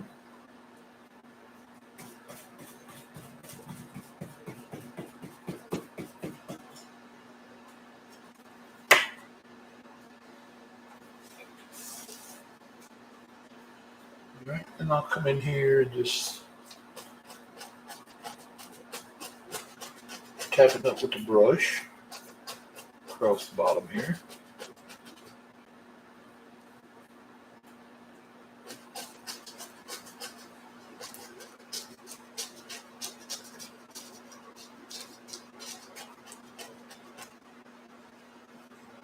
All right, now one thing you can do right here is you can turn your fan brush over and just kind of randomly come up here and just touch it. Just punch it to the canvas like that, and it'll give you little indications of growed up little twigs and sticks like that out there. But then just come back up here and add in some texture. And just fill this little corner right on in with this dark color.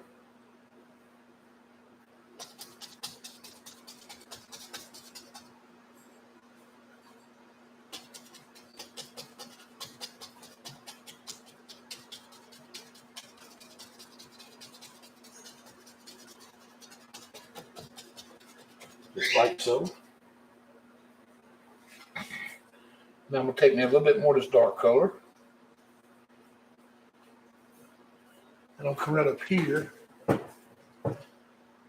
going to start right there. And I'm going to give myself the indication of another little evergreen happening right out here on the outside edge. That kind of fills in that corner or that edge of the canvas right there. Plus it's a little bit smaller than the other one, so that kind of works out.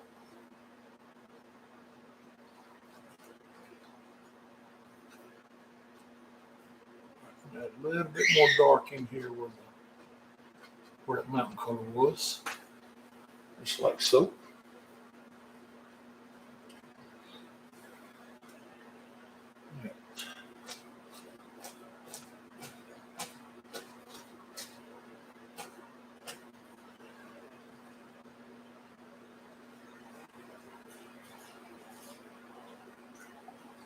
And now it's time to highlight.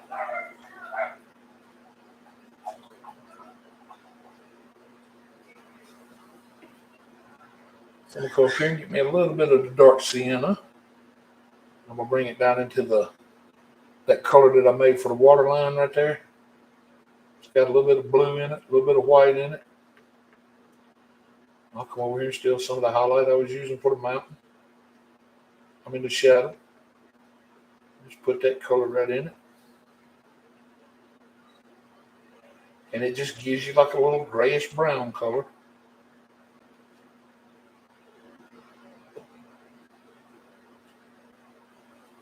All right, I'm coming up here now. Give myself the indication of a little trunk in here. Not much. Just a little bit. And I think the other ones are too far back to get a highlight.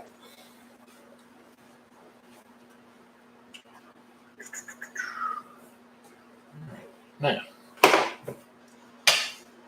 take my fan brush.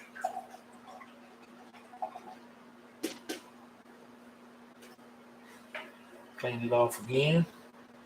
Come right up here to this same color that we were picking up earlier, the yellow that's got all the brown and green in it. I'm going to load the brush up with it.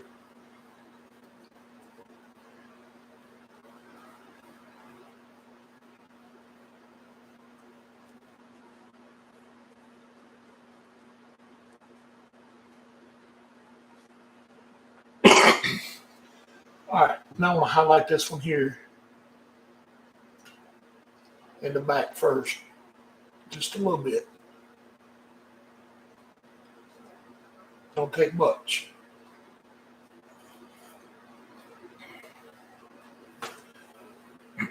About like that. Pick up just a little drop of thinner. And a little bit of sap green.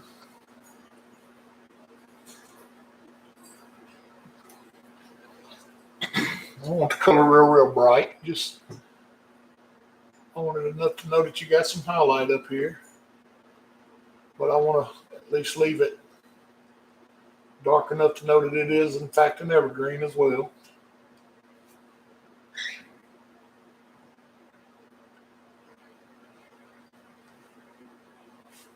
Just come up here and touch on some highlight here and there. It's not going to take a lot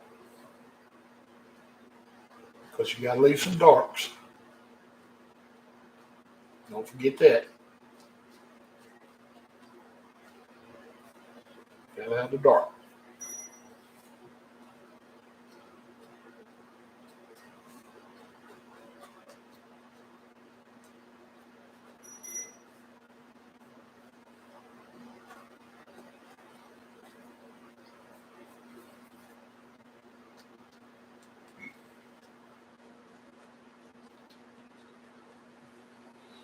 About like so.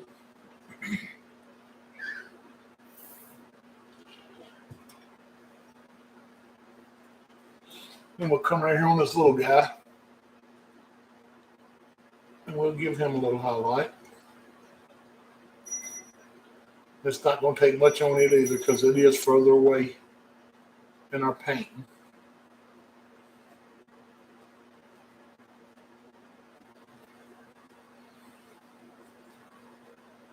About like that. And then leave a little dark in it too.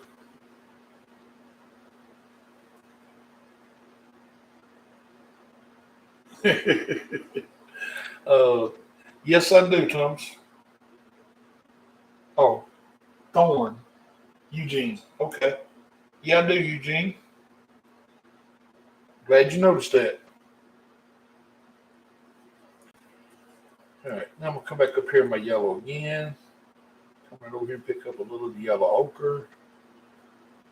Still using the fan brush. Maybe a little Indian yellow. Just mix all these colors together right here on the fan brush.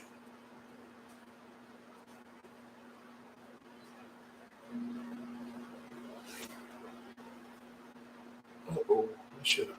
Well, I tell you what. I'll just go ahead and touch on it a little bit. It don't matter. Just a little bit on that one right there. All right, now I'm going to come up here, bending the brush up. Get that indication of grass out of here. And all I'm doing is just bending the fan brush up. That's all I'm doing. Just letting it pull the paint off. I just want to be sure to leave some dark colors in here too.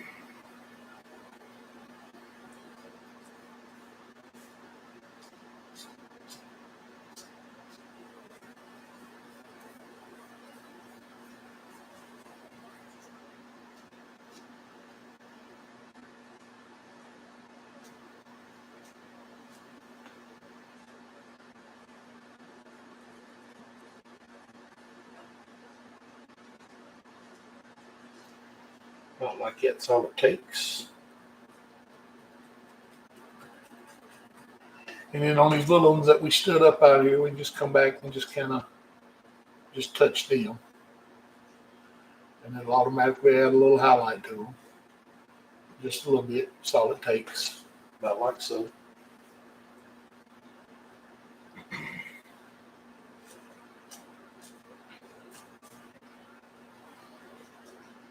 Then we can get ready to wash the brush.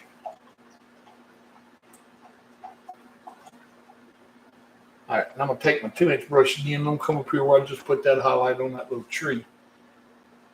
And this is a very, very light touch right here. I mean, very light. Just like so. Don't even know if you can see that in the painting or not, but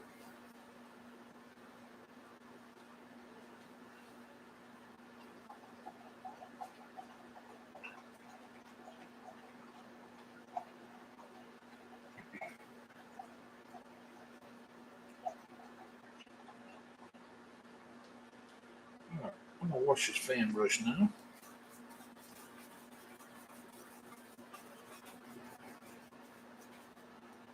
Then I'm gonna come up here and grab my 2-inch brush. And I'm gonna come pick me up a little bit more of my green, a little bit more of my brown, Van Dyke brown, and a little more of my Mountain Mix. Just mix all these colors right here on this 2-inch brush. Just tap it right into the paint.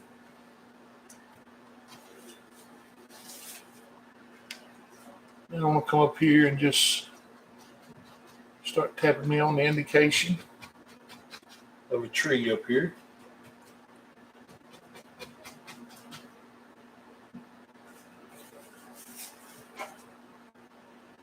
Just trying to keep my brush loaded with my colors. Uh-oh, got rid of that little evergreen we made. Well, we knew he was there, and we know how we made him, so I'll pick up a little of the blue. And I'll come up here, and I'll turn the brush sideways. And I'll just come out with a little island right here, about like so.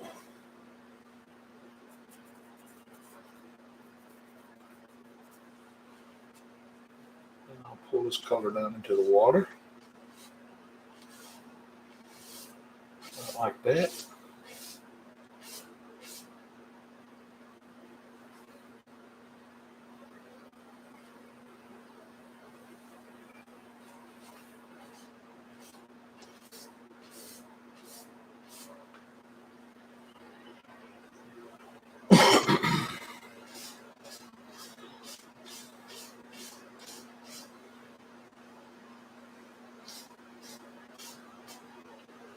And I'll drop that brush into there.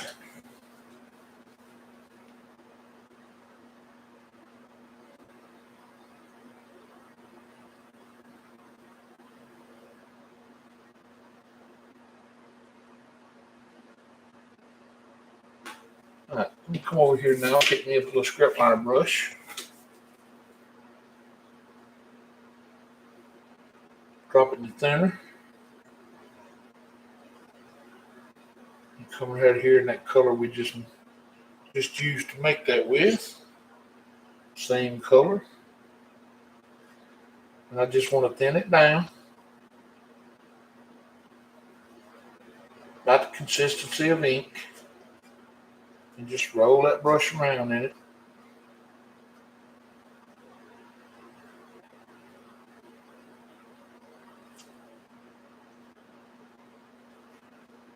I'm going to come right up here and give myself the indication of a little trunk running up through there.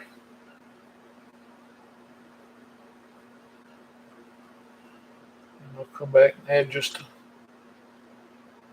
couple little branches here and there.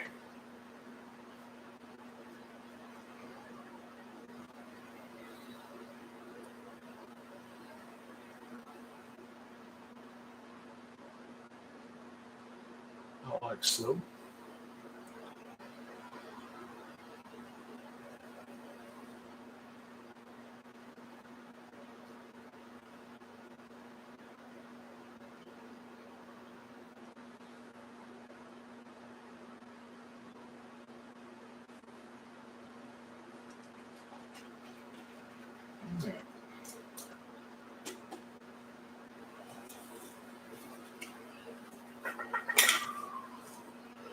Then I will come over here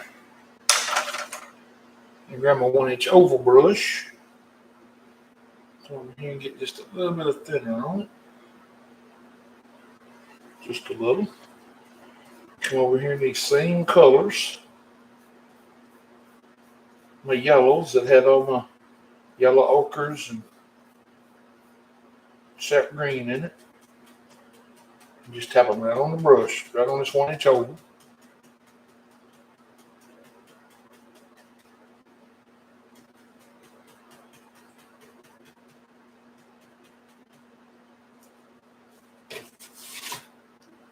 And I'll come right up here.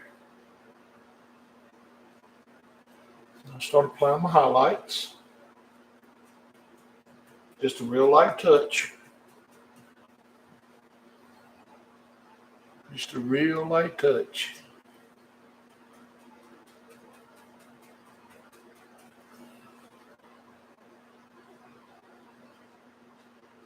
Whenever you're doing your highlights, the one thing to remember is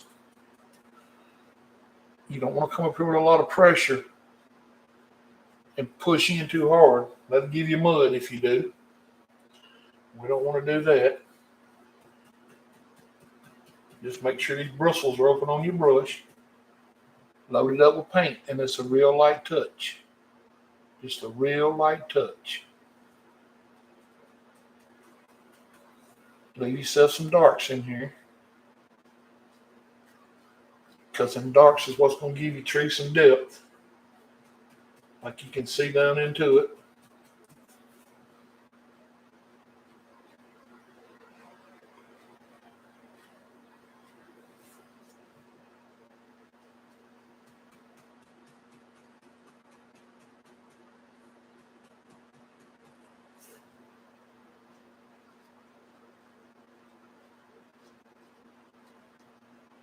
And when you get down to the bottom, you definitely want to remember to leave dark at the bottom.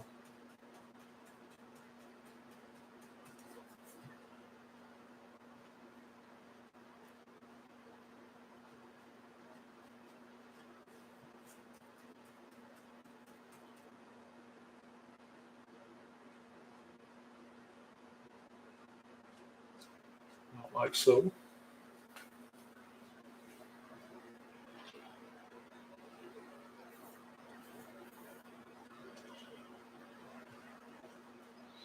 Then we'll take this same color and we'll just come over here and touch around in a couple places. And that'll act as our shadow for our big tree.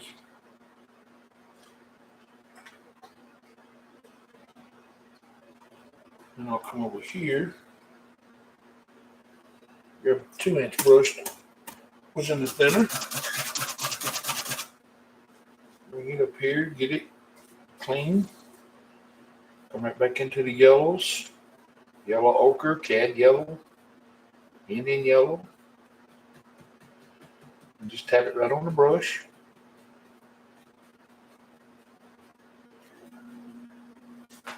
Then come over here under the little tree and just start putting you on the indication of some little grassy highlights through here.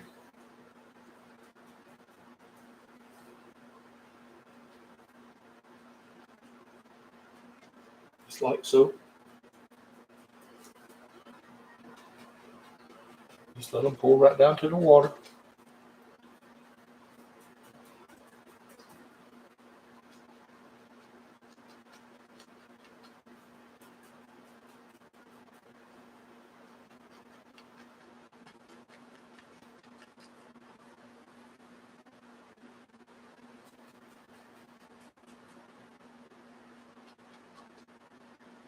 Like so.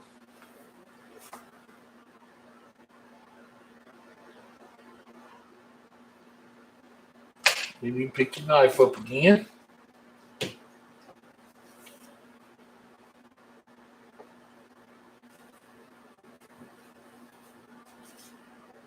a little of this gray color.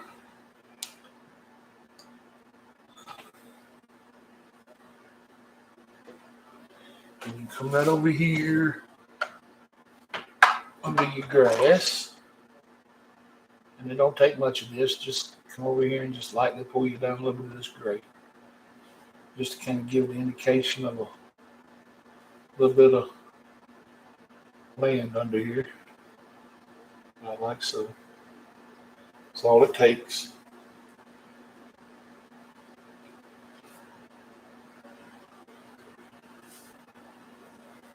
Then you might get you just a little bit of white. Take that little roll. And come back up here and Give yourself a little water line across here now, just like so.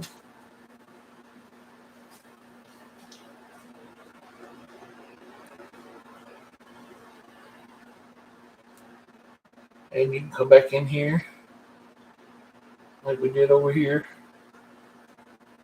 Give yourself some indications out through here with couple little ripples in the water here and there.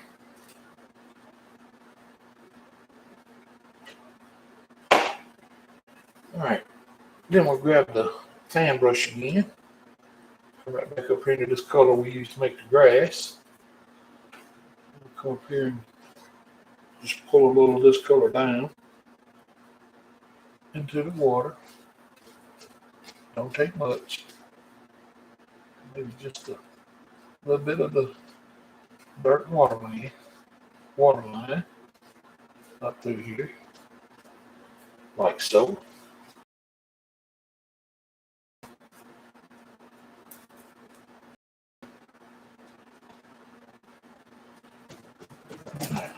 Knock all this color out.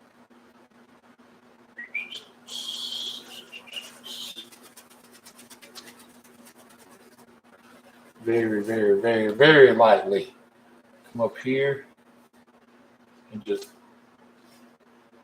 pull that across just to distort it a little. Give yourself an indication of shadow out there under them, just like so.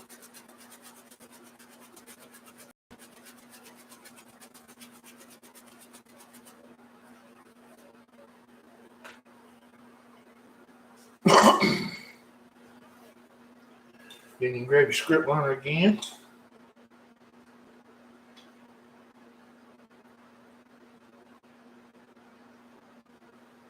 Come up here in this color that we used to put the trunks in and that we used to make that tree with. And you can give yourself a little indication of some little sticks and twigs growing out here that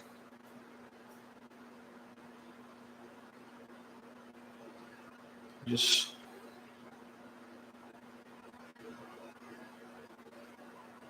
hadn't grown up enough yet to take on the whole world.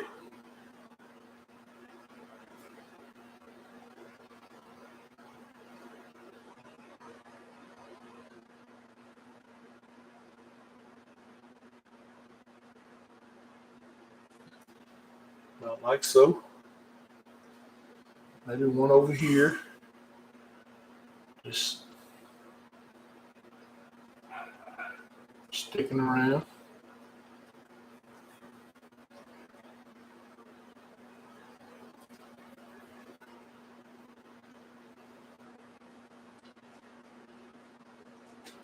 Now let me show you something. If you really, really, really wanted to, you could come back in here with that oval brush.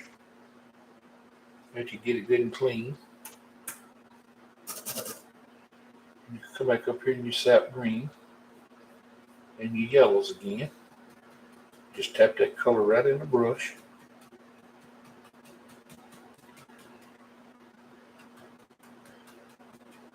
And on these two little fellers just growing right here, you can just come in here and just real lightly take a little bit of the red, bring over here, just a little bit. And you can just come in here and just real lightly touch on some very light color. It ain't gonna take much. Just add a little bit of color in there, just enough to cover up the limbs, basically.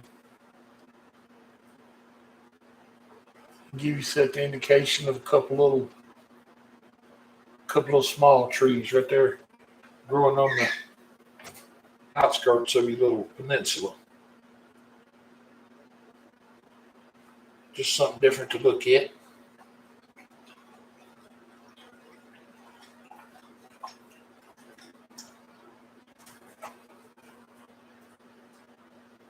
Then you can take your script liner, come over here into your red. Get it loaded up. And you can come right over here.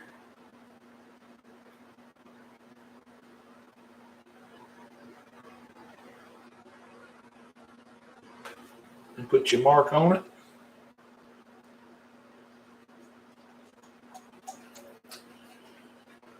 And just like that, you have a completed painting. Well, thank you, Paul. I just finished it. Thank you, Zach.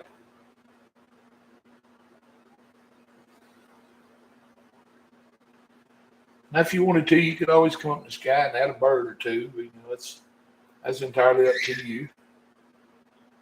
But for the most part, it's an effective little painting.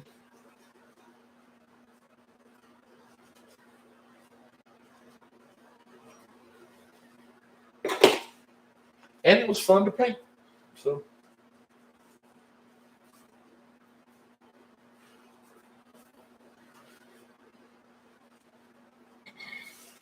Zach, if you get to watching these videos and stuff and they don't help you, let me know. If you need any extra help or whatever, I'll be glad to help you all I can, buddy.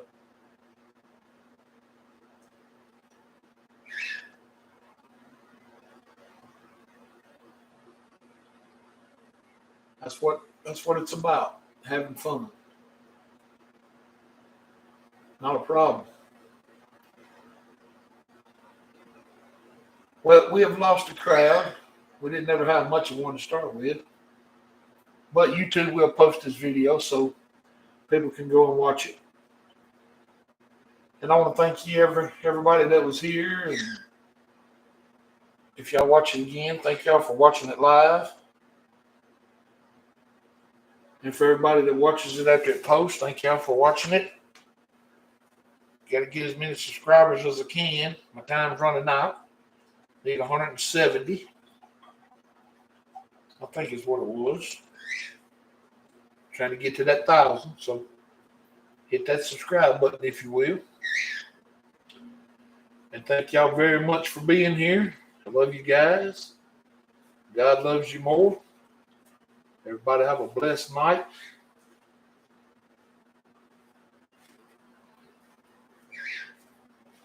And I will see y'all. I'll be on TikTok tomorrow night, live at 8 p.m. Central. And I'm hoping to be back over here by Tuesday or Wednesday of next week with another YouTube painting. So I'll catch you guys in. Everybody have a good night.